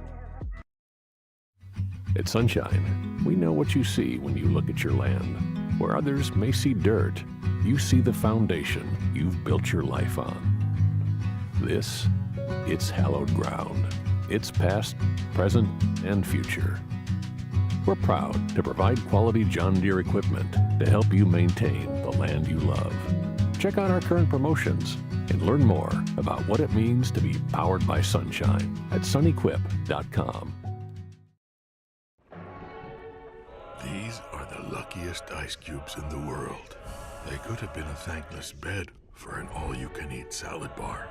But instead, they've been called upon to cradle and cool a crisp, refreshing Dos Equis.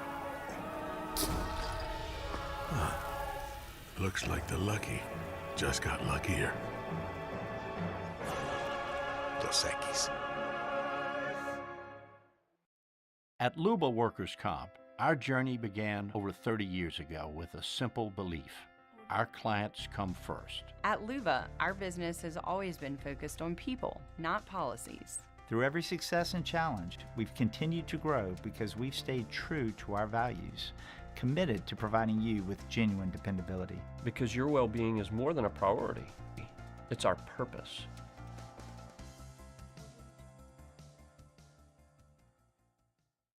Gulf Coast Office Products is a nationally recognized Savin office equipment dealer based right here in Louisiana. Over 100 employees strong, Gulf Coast has the boots on the ground to support all vertical markets, from education, engineering, legal, and finance. With the latest in office technology, from desktop to production segment units, Gulf Coast and Savin have the perfect fit for you. Call 225-756-2644. That's 756-2644 for Gulf Coast Office Products. At Auctioner, we know healing is a team sport. That's why we've partnered with world-renowned orthopedic surgeon Dr. James Andrews to create the Auctioner Andrews Orthopedics and Sports. You're listening to The Hunt Palmer Show, brought to you by Sagrera Farms.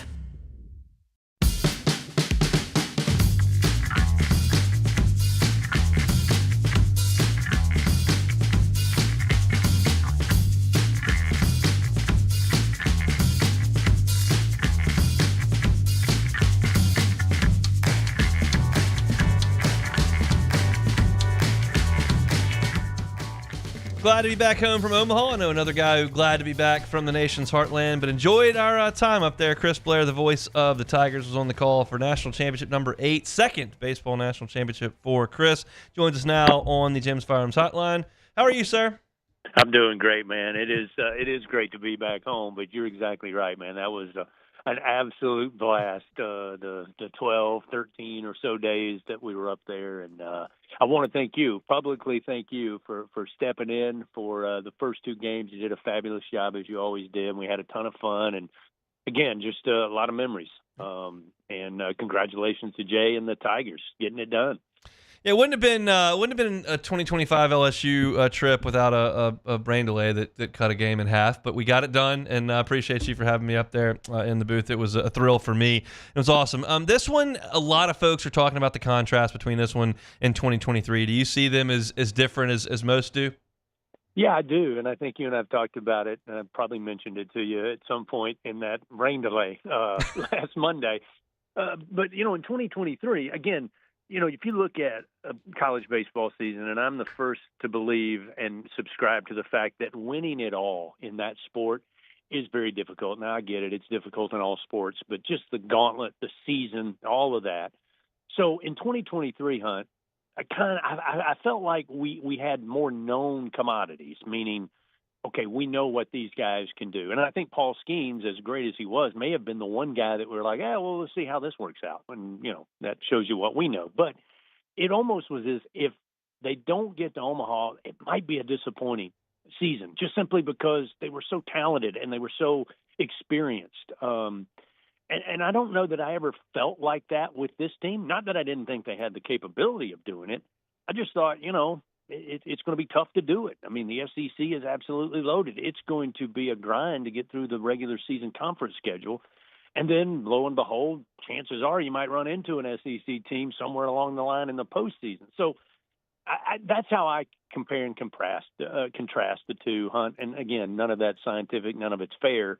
I just think this team just was too determined. They were just too dog-headed. They were able to put things behind them very quickly, good and bad. And I think that's one of the characteristics that this team has that stands out to me is that, they were left for dead after the Auburn series. People were jumping off cliffs when they lost to Carolina in the opening game. You lose to Arkansas Little Rock in the regional, and maybe we just ain't got it this year. And credit to those guys. They just weren't buying any of it. They believed in each other. They were tough and together. And, I think there are major differences between the two, but the one common thread is a guy by the name of Jay Johnson. And I'll take that just about any day of the week and twice on Sunday. Yeah, you're preaching to the choir here in Baton Rouge about that one. One of the guys that I think embodied all of that you were just talking about is Chase Shores, because this is his draft year, and he was in the rotation, then he wasn't, and then his numbers weren't great, and then all of a sudden, what we watched over the last month, save one bad outing against Little Rock, was amazing. Your thoughts on Chase?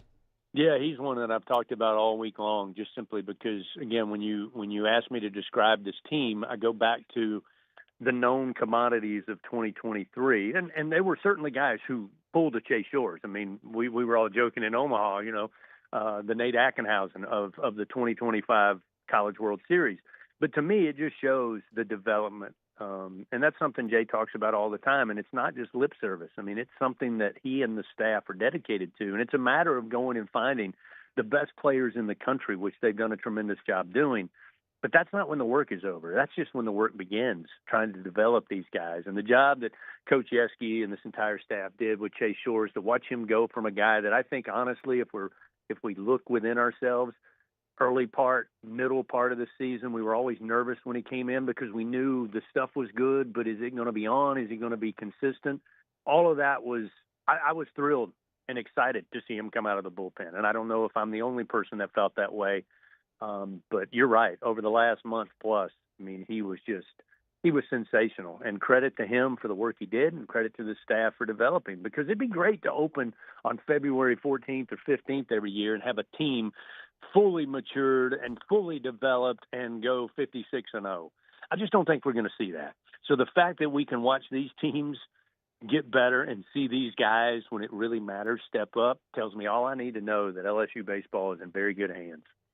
A lot of times over the last month, Danny Dickinson would square to bunt, and Buzzy would go nuts, and I mentioned it in the broadcast up in Omaha, and Bill Frank said, sometimes I want to go nuts, and then you look up and go, well, he's playing with a broken hand.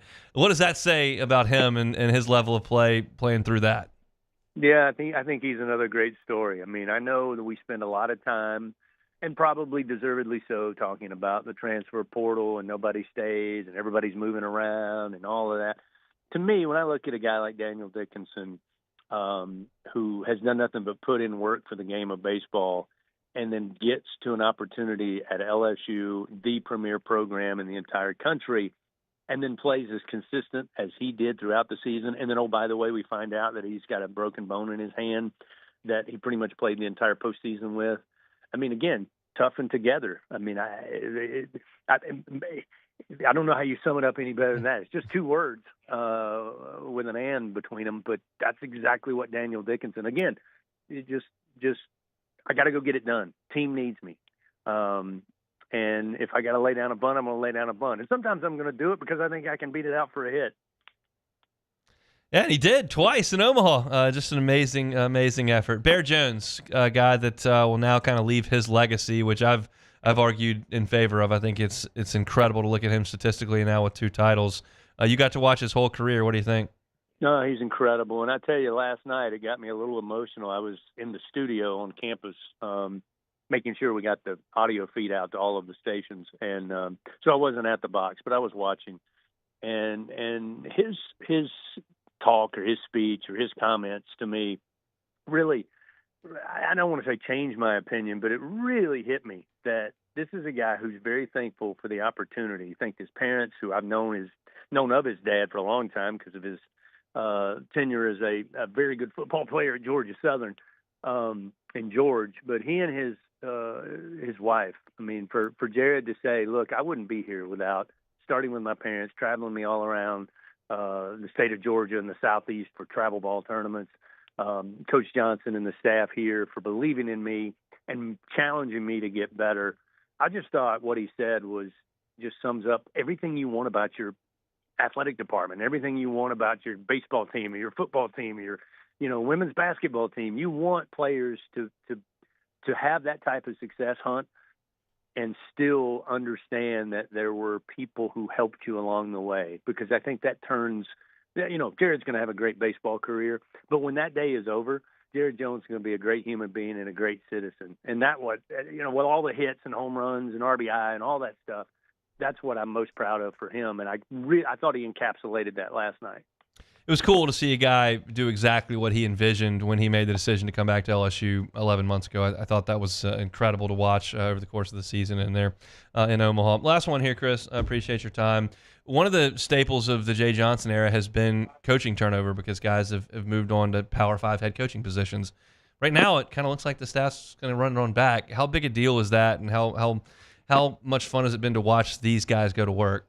Oh, it's huge. We were getting on the bus to head to the airport on Monday, and I saw Coach Jordan, and he was all fired up. He's like, "Man, I watched that final out. That was awesome." And I said, "Coach, I got to tell you, you're gonna. I don't know how long you're gonna be here. It's not gonna be long. You've had so much success, but I got to tell you, it made me extremely happy when I saw you were going to be retained. And his day is going to come. He's too good a coach, too good a recruiter. But yeah, I think that's huge. And for Nate Yeske to be able to continue that continuity, I think it's important. And, Jay's even owned up to that, he gives the joke that he must be a horrible coach, or he's hiring good coaches, one or the other, because they've all been leaving. But hey, I had my first AD years ago. Sam Baker hired me at Georgia Southern. And again, when you're at a mid-major school, if you have a coach that does well in any sport, get ready. They're not going to be there long. But Sam would always say when a coach would leave, that's what you want. You want the best coaches. And if nobody wants your coaches, you're not doing a good job. So I'm glad that LSU has made the investment to keep those guys here, because I think, 2 and 3 seasons, 2 titles, I think we're seeing another set of glory days ahead of us as long as Jay and this coaching staff is here, because they are relentless. They never stop. As I told people in Omaha, if people here at LSU, they knew when Nick Saban was here. Nick Saban had a ton more hobbies than Jay Johnson has, because he has none. It's baseball 24/7. That's it. Well, another awesome school year in the books. Chris, very much appreciate you giving us some time every single week. I'm sure in about 2 months' time, I'll be texting you to come pick up Fave's shirts and hats and stuff. So I'll make sure that I got your number stored, and we'll get that done. Yeah, I'll make sure I get all your gear for you, and look forward to a fantastic fall. Enjoy your summer. Sure will. You too, Chris. He is Chris Blair, voice of the Tigers. Let's elaborate on one thing, because I'm going to change topics here in the next segment that he talked about there. And he talked about Josh Jordan, and that's not a guy that gets a ton of attention because he's not the pitching coach and he's not the hitting coach. Nate Yeske's going out there to talk to the players, the pitchers during games. He's the guy that's in charge of the numbers on the scoreboard when LSU gives up 0 runs or gives up 9 runs. You think about offense, you think about Jay Johnson, you look at Mark Wanica.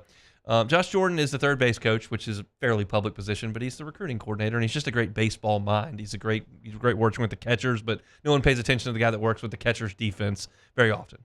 But I assumed he was going to get the Duke job, and I talked about this earlier in the week, but it just made too much sense. He's from North Carolina. He spent a decade at Duke. Their head coach was moving on to go be the head coach at Virginia, and it just made way too much sense for Josh to take that job. I'll tell you this, frankly, I wrote the story. Josh Jordan takes the Duke job and saved it into our website at LouisianaSports.net. So when that broke on Twitter, or if I found out about it, I could publish it and didn't have to write it then. I thought it was a foregone conclusion. And that was right about the time LSU was closing out the regional and the super. And I remember, and honestly, candidly, I don't remember if it was the Little Rock, but I think it was West Virginia. Yeah, that makes sense, because Duke lost in the super. Yeah, okay, West Virginia in the super. And I just assumed that would be the end for him here. This would be the final year. And I watched his reaction to clinching the super regional and going to Omaha. And the guy was the most animated of the coaches at the last strike. And I thought he was looking to go to Duke, and maybe he still was at that point. But that's a guy that really, really likes it here at LSU, and I think that the fact that he didn't take the Duke job reflects that. And I'm telling you, as an LSU fan, as long as he's here, that's a good thing. Jay Johnson will find another recruiting coordinator when Josh Jordan takes a head job, and he will. And if Nate Yeske leaves, he'll find the next great pitching coach, because he does. But as long as Josh Jordan is here, that is a very big positive for LSU baseball. I just want LSU fans to kind of be aware of that. He's a big, big force in what LSU does over there. And when you think about recruiting, and you think about development of some players, and you think about team chemistry and camaraderie, and a guy that works hard and knows what he's doing, there's a reason why a really good coach at Duke kept him around for a decade, and there's a reason why a great coach at LSU has kept him around, and there's a reason why he likes to be in LSU. That it's a good fit. And Josh Jordan's a big piece of what LSU's doing over there at the box. All right, let's change subjects when we come back. It's the Hunt Palmer Show. The Hunt Palmer Show. At Sunshine, we know what you see when you look at your land. Where others may see dirt, you see the foundation you've built your life on. This, it's hallowed ground. It's past, present, and future. We're proud to provide quality John Deere equipment to help you maintain the land you love. Check out our current promotions and learn more about what it means to be powered by sunshine at sunequip.com. It's not just a game, it's a religion. You've got your team colors, team swag, and now your very own website, LouisianaSports.net. Everything LSU, Saints, and Pelicans. Sports on demand. In-depth coverage by sports writing pros with continuously updated news. And with the LouisianaSports.net newsletter, you get pinged directly with top trending stories. Best of all, now and always, no paywall. It's free. LouisianaSports.net, powered by 104.5 ESPN Baton Rouge. Your home for Louisiana sports. There it is, the extra mile, on the border of expected and extraordinary for those willing to go further, like vans customized for work or play, with safety and tech to keep you connected, supported by a 5-star sales, service, and finance team, and backed by the 1-star you know. So go the extra mile. It's never crowded, because so few have what it takes to go there. Mercedes-Benz Vans. Breck teamed up to reimagine your parks, and you imagined big. With your help, we went to work, creating 12 beautiful community parks across the parish. A family-sized water park, miles and miles of trails, and parks just for your dogs. There are more places to splash, to explore, to run wild, and even soar. You imagined, we delivered. Gold. Breck, your #1 park system in the nation. At Atmos Energy, our Smart Choice solutions help customers save energy and emissions with rebates up to $500 off high-efficiency natural gas appliances, smart thermostats, and weatherization upgrades. Together, we're fueling our energy future. These are the luckiest ice cubes in the world. They could have been a thankless bed for an all-you-can-eat salad bar, but instead, they've been called upon to cradle and cool a crisp, refreshing Dos Equis. Looks like the lucky just got luckier. Dos Equis. ED, low T, or simply seeking to optimize your health and performance? Goodwood Men's Sexual Wellness offers a range of discreet services to address your specific needs. We empower men to reclaim their health and confidence. Visit yourgoodwood.com. At Luba Workers' Comp, our journey began over 30 years ago with a simple belief: our clients come first. At Luba, our business has always been focused on people, not policies. Through every success and challenge, we've continued to grow because we've stayed true to our values, committed to providing you with genuine dependability. Because your well-being is more than a priority. It's our purpose.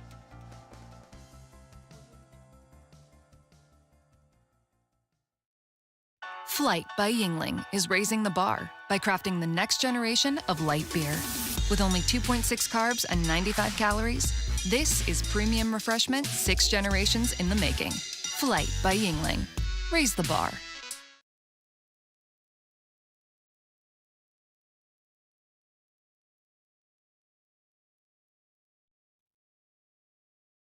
This is the Hunt Palmer Show, brought to you by Sagrera Farms.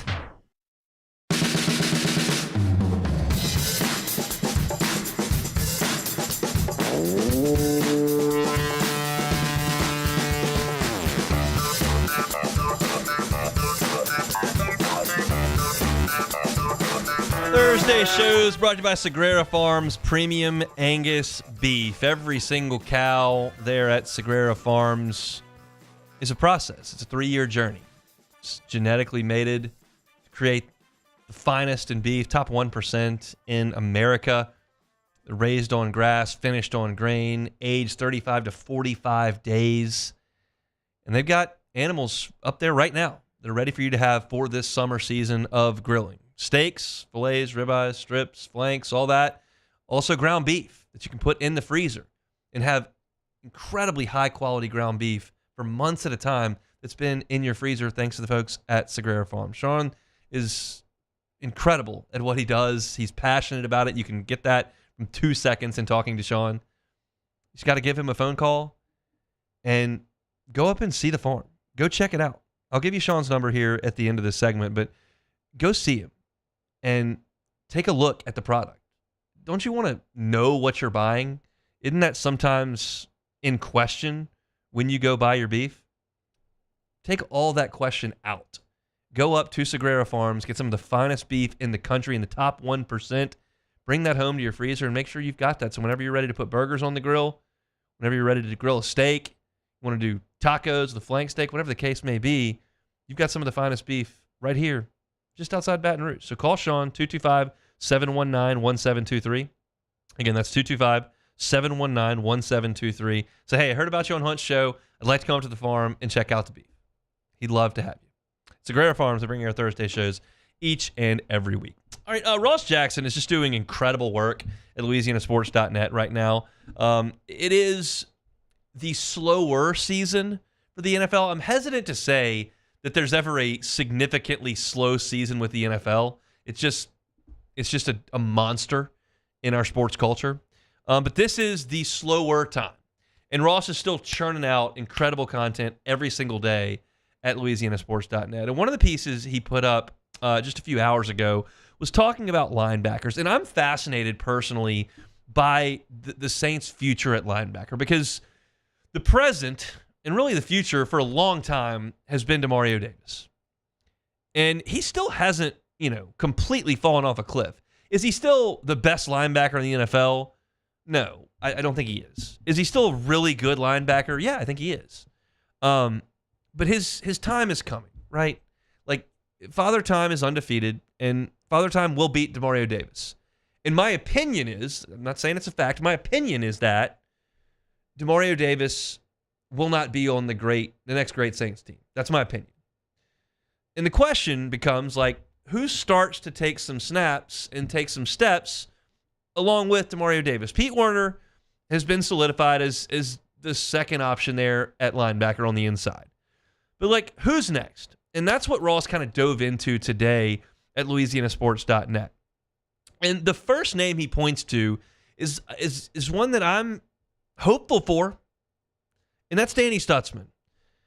Stutzman, to me, fits the mold of the uber-productive college player who may not have the monster measurables. And the monster measurables generally get picked. You see what's going on in Cincinnati right now with Shamar Stewart, and they're looking at him as a potential superstar athletically, but he wasn't productivity-wise at A&M. Stutzman's not going to wow you with the 40 time. He's not going to wow you with the vertical leap or the first 10 splits on the 40. Cone drill's not going to blow you away. But the productivity at Oklahoma was some of the best in the history of that school. And let me just tell you, they've had some guys that could tackle at that school. I know the Lincoln Riley era wasn't exactly the greatest defensive outfit you've ever seen, but they've had some good ones at Oklahoma. And Stutzman, statistically speaking, is right up there. And one of the stats that really catches your eye with Stutzman is his tackling rate.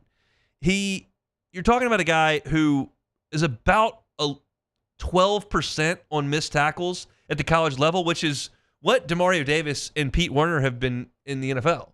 It's a really good number. When you're making 9 out of 10 tackles, you're doing your job. Just the nature of the position with the talent level, especially in the SEC, you're going to miss some tackles on running backs in the hole. Like there's going to be a wide receiver on a screen that you're going to struggle with here or there. But if you're making 9 out of 10 tackles, you're making plays. And that's what Stutzman has been. He had over 100 tackles in each of his final 3 seasons with Oklahoma. So can he win that job? Well, you've got a couple of incumbent players in DeMarco Jackson and Nephi Sewell who have been around, they've been on the roster, have never really broken through. Like, I think you're all aware of those two guys, but you haven't seen them making a ton of plays on Sundays. You've got a second-year player in Jalen Ford who was hurt all of last year. And so those guys have kind of been special teamers. And that's what you would expect when you've got Demario Davis and Pete Werner on the field. But it's time to start seeing what's next. And I do believe the Saints are in a position to, one, give those guys a lot of reps in training camp that Demario Davis doesn't really need, give them all the reps in preseason games that Demario Davis doesn't need, and then probably give them some reps in the season, because are we really talking about a Super Bowl run here? We're not. So give those guys a look. Now, you're talking about another rookie that has joined the fold in Tyreen Powell, who's from Rutgers. He was kind of a pass rusher at Rutgers. He's like 6'5", 250. But he's got a lot of those like freakish athletic traits. So what do they get from him? What do they ask him to do? Isaiah Stallbird moved to safety last year, but right now the Saints roster's got him listed at linebacker. So does he get a look in there? Like, I think this training camp, you're going to see more looks given to more linebackers than you have seen previously. Because, and again, this is an opinion of mine. This is not a fact, but it's an opinion.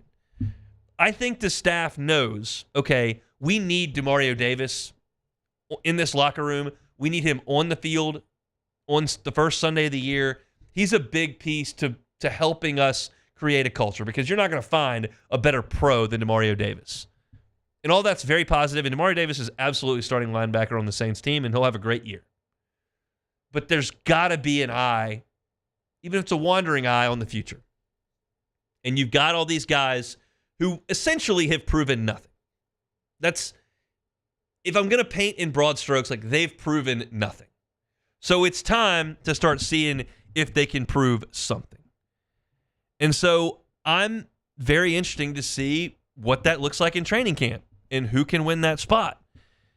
Ross writes in his piece on LouisianaSports.net that he thinks Stutzman and Sewell seem the most likely to square off directly, while Jackson, Stallbird, Ford, and Powell are going to kind of be on the outside looking in. And that makes sense when you consider the age of Sewell and the fact that he's played a little bit, and then where they drafted Stutzman, which is high enough to get a strong look of making the team, right? So you have some other bodies, but these are the guys. And man, if you could get Danny Stutzman to break through, you're going to hear me continue to bang this drum and bang this drum and bang this drum. The more young, cheap guys you can have to break through, the quicker this thing's going to go. And Stutzman's one of the older players you're going to draft because he's played a lot of football, and you're not talking about a guy who's 20 years old. But he is young enough to come in on a rookie deal and still be in his prime and still be able to move like he did in college. And you just got to find those guys. I can't immediately pull up the draft board and the undrafted free agents and point to the 4 starters that you hope they've gotten. But you've got to find 4. And Shook is a big risk. Big risk. He's going to be the starting quarterback, but is he going to be the long-term starting quarterback? Like, the odds are that Kelvin Banks plays for the Saints a lot longer than Tyler Shook. Now, if Banks can't play a lick, they don't pick up his 4th-year option, and he's down the river in year 5, and Shook becomes a starter, and he's here for a decade. Well, that's not going to bear itself out. But the odds are that the first-round tackle is there longer than the second-round quarterback, and the odds are the second-round quarterback doesn't become a star. But you've got to hope you're defying the odds a little bit. And if you can get beyond those 2 guys and find 2 more starters from this draft, that's a big deal. And Stutzman is very clear one of those options with this team. And there's a room for him to start to make a push at an aging position. I'm not kicking Demario Davis out the door. Don't misunderstand me. I don't need Matt coming back from the beach with his man of God headband on and kicking me out of the studio because I'm talking negatively about Demario Davis. I'm not doing that. I just know that Demario Davis isn't playing for 10 more years, okay? So somebody's got to step in and take his role. Stutzman feels like a real chance to be that guy. You certainly hope so. That's a look at the Saints for today. If you're looking for Saints content, you can find it on YouTube, Hunt on Saints, and we've transitioned all that YouTube content to wherever you find your podcast. So if you're looking for Saints as you get into the summer months, we got you covered. One on LouisianaSports.net with Ross. Two, wherever you find your podcast at Hunt on Saints. Appreciate you all for checking that out. Step aside, come back, play, take it or leave it. That'll do it for us on a Thursday edition of the Hunt Palmer Show. The Hunt Palmer Show.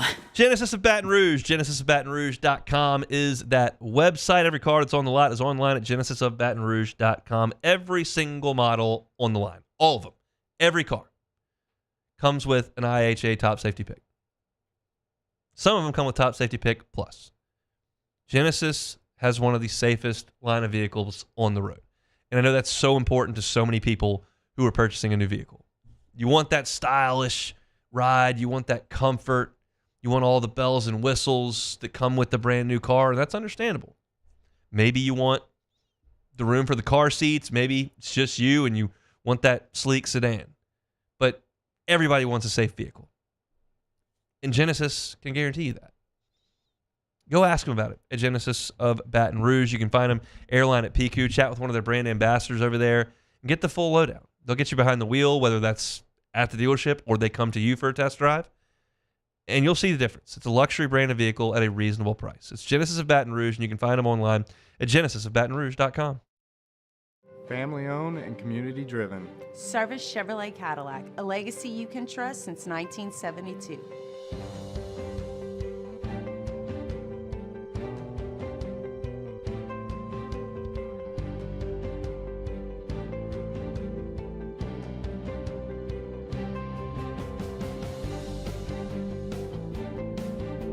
Service Chevrolet Cadillac, our family serving your family. For over 50 years.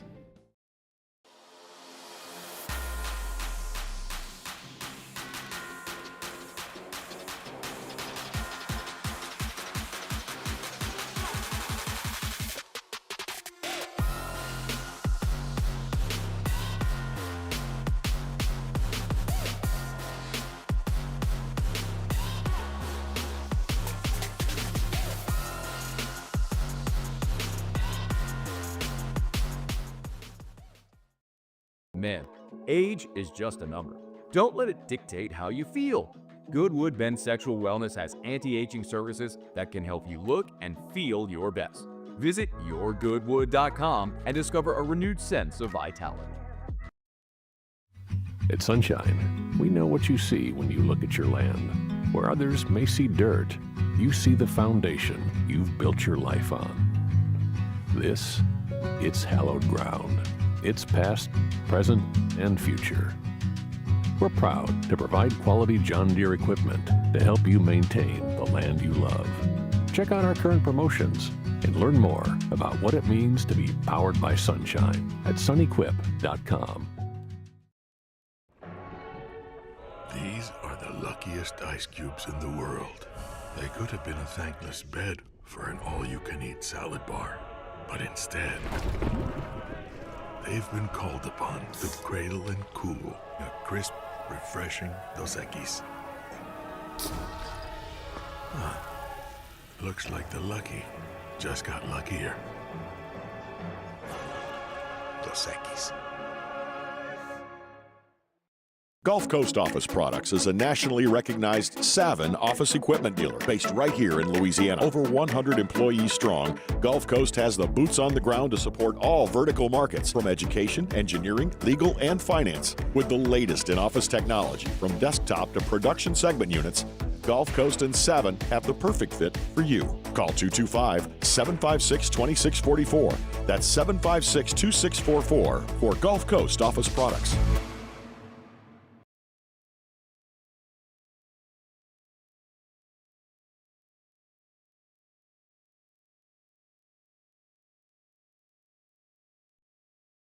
You're listening to The Hunt Palmer Show, brought to you by Sagrera Farms.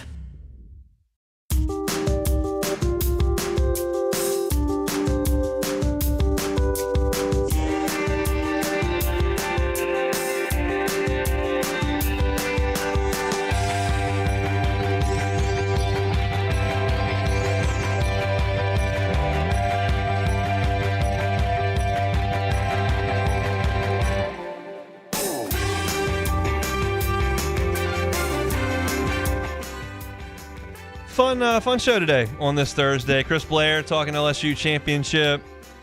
Also, in the first hour, talked to Joe Healey from SEC Extra, part of the D1 baseball team, about this team and his memory of it. Talked about the national championship celebration. Got a little Saints sprinkled in there. LSU got a transfer pitcher out of the portal that we chatted about. If you want to read more about that, you can at LouisianaSports.net. So lots of that we've done here on this Thursday. Only one more thing to do. Let's take it or leave it. Take it or leave it. Take it or leave it. Presented to you by Flight by Yingling, the next generation of light beer, crafted by America's oldest brewery. Today's hottest stories in sports, news, and sometimes even Hunt's life. The question is, will he take them or leave them?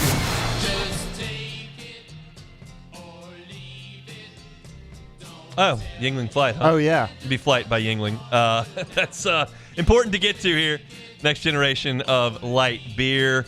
Yingling Flight, whether you're at the pool this weekend, on the grill, out at the lake, if you're looking for light, crisp, refreshing with that great beer flavor, Yingling has got you covered. The oldest beer brewery in America, Yingling. It's Flight by Yingling, the next generation of light beer. All righty, first one here. The New Orleans Pelicans selected 2 players last night, Jeremiah Fears and Derek Queen. Queen went 13th overall, and he decided to update his LinkedIn profile and made an update, and it says, now starting a new position as professional basketball player for the New Orleans Pelicans. Updating your LinkedIn. Take it or leave it. I'm going to leave that. Leave it alone. I'm also going to leave an unprotected pick that the Pels dealt away when they figured to not be very good this year. That's a real risky proposition. Yeah. I mean, there are a lot of folks that are in the know, and you never know. Like, Joe Dumars came out and was like, we don't know what's going to happen next year. And, like, you hear fans and analysts be like, you don't really know. But most of the national analysts are like, that could be a top 5 pick really easy. Very and, like, easily. that just can be risky. You never know. It's a draft. Who knows? But it just felt like a little bit of a forced effort there. As far as Fears goes, of course, I watched him a ton this year in the SEC.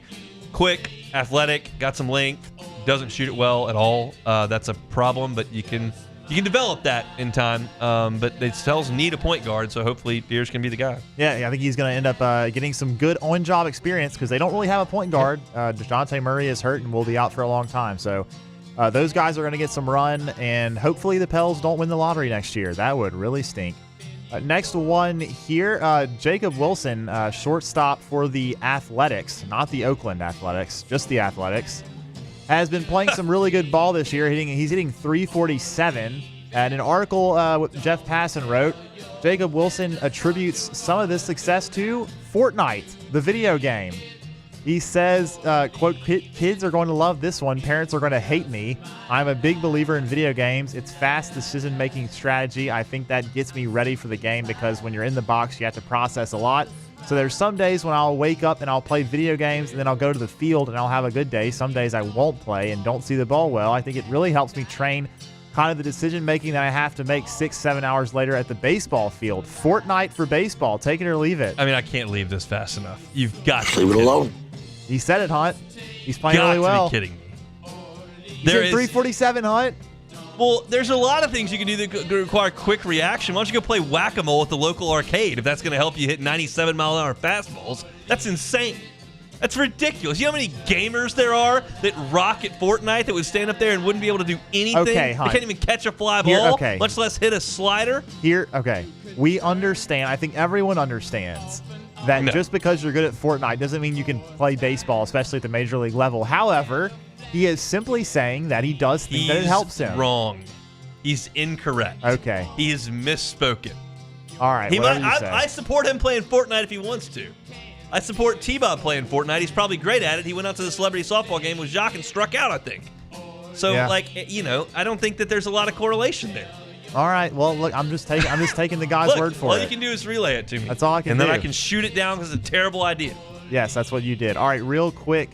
Cristiano Ronaldo, he's a soccer player. Does he play Fortnite? Did that help him? I don't think he does. Soccer's not as quick. No, it's not. He signed a new 2-year contract with Al Nassr, which is in the Saudi Pro League. He already was there.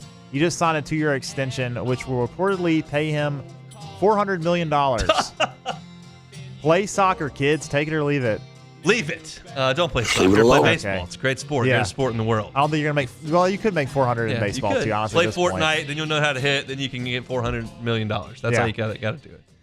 No, but the Saudis, they can spend some money. They don't get any return on the money, but they spend it very well. That's it for Thursday edition, presented by Sagrera Farms. If you missed any of it, catch it on demand. I have no idea who's hosting AFR next. Not a clue. Taylor Sharp. Taylor Sharp is going to drive you home next. We'll see you tomorrow, same time, same place, The Hunt Palmer Show. The Hunt Palmer Show. Gulf Coast Office Products is a nationally recognized Savin office equipment dealer based right here in Louisiana. Over 100 employees strong, Gulf Coast has the boots on the ground to support all vertical markets, from education, engineering, legal, and finance. With the latest in office technology, from desktop to production segment units, Gulf Coast and Savin have the perfect fit for you. Call 225-756-2644. That's 756-2644 for Gulf Coast Office Products.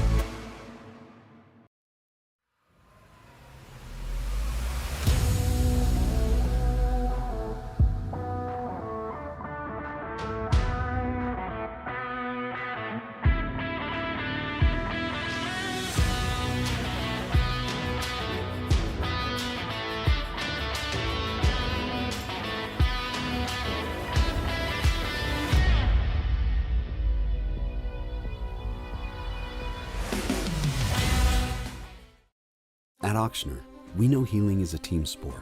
That's why we've partnered with world-renowned orthopedic surgeon Dr. James Andrews to create the Auctioner Andrews Orthopedics and Sports Medicine Institute. Whether you're a professional athlete or a weekend warrior, our team of specialists are dedicated to getting you back in the game. So whatever your reasons are for reaching your personal best, we've only got one: you. Auctioner Andrews Institute. Long live you. ED, low T, or simply seeking to optimize your health and performance? Goodwood Men's Sexual Wellness offers a range of discreet services to address your specific needs. We empower men to reclaim their health and confidence. Visit yourgoodwood.com. At Luba Workers' Comp, our journey began over 30 years ago with a simple belief: our clients come first. At Luva, our business has always been focused on people, not policies. Through every success and challenge, we've continued to grow because we've stayed true to our values, committed to providing you with genuine dependability. Because your well-being is more than a priority. It's our purpose.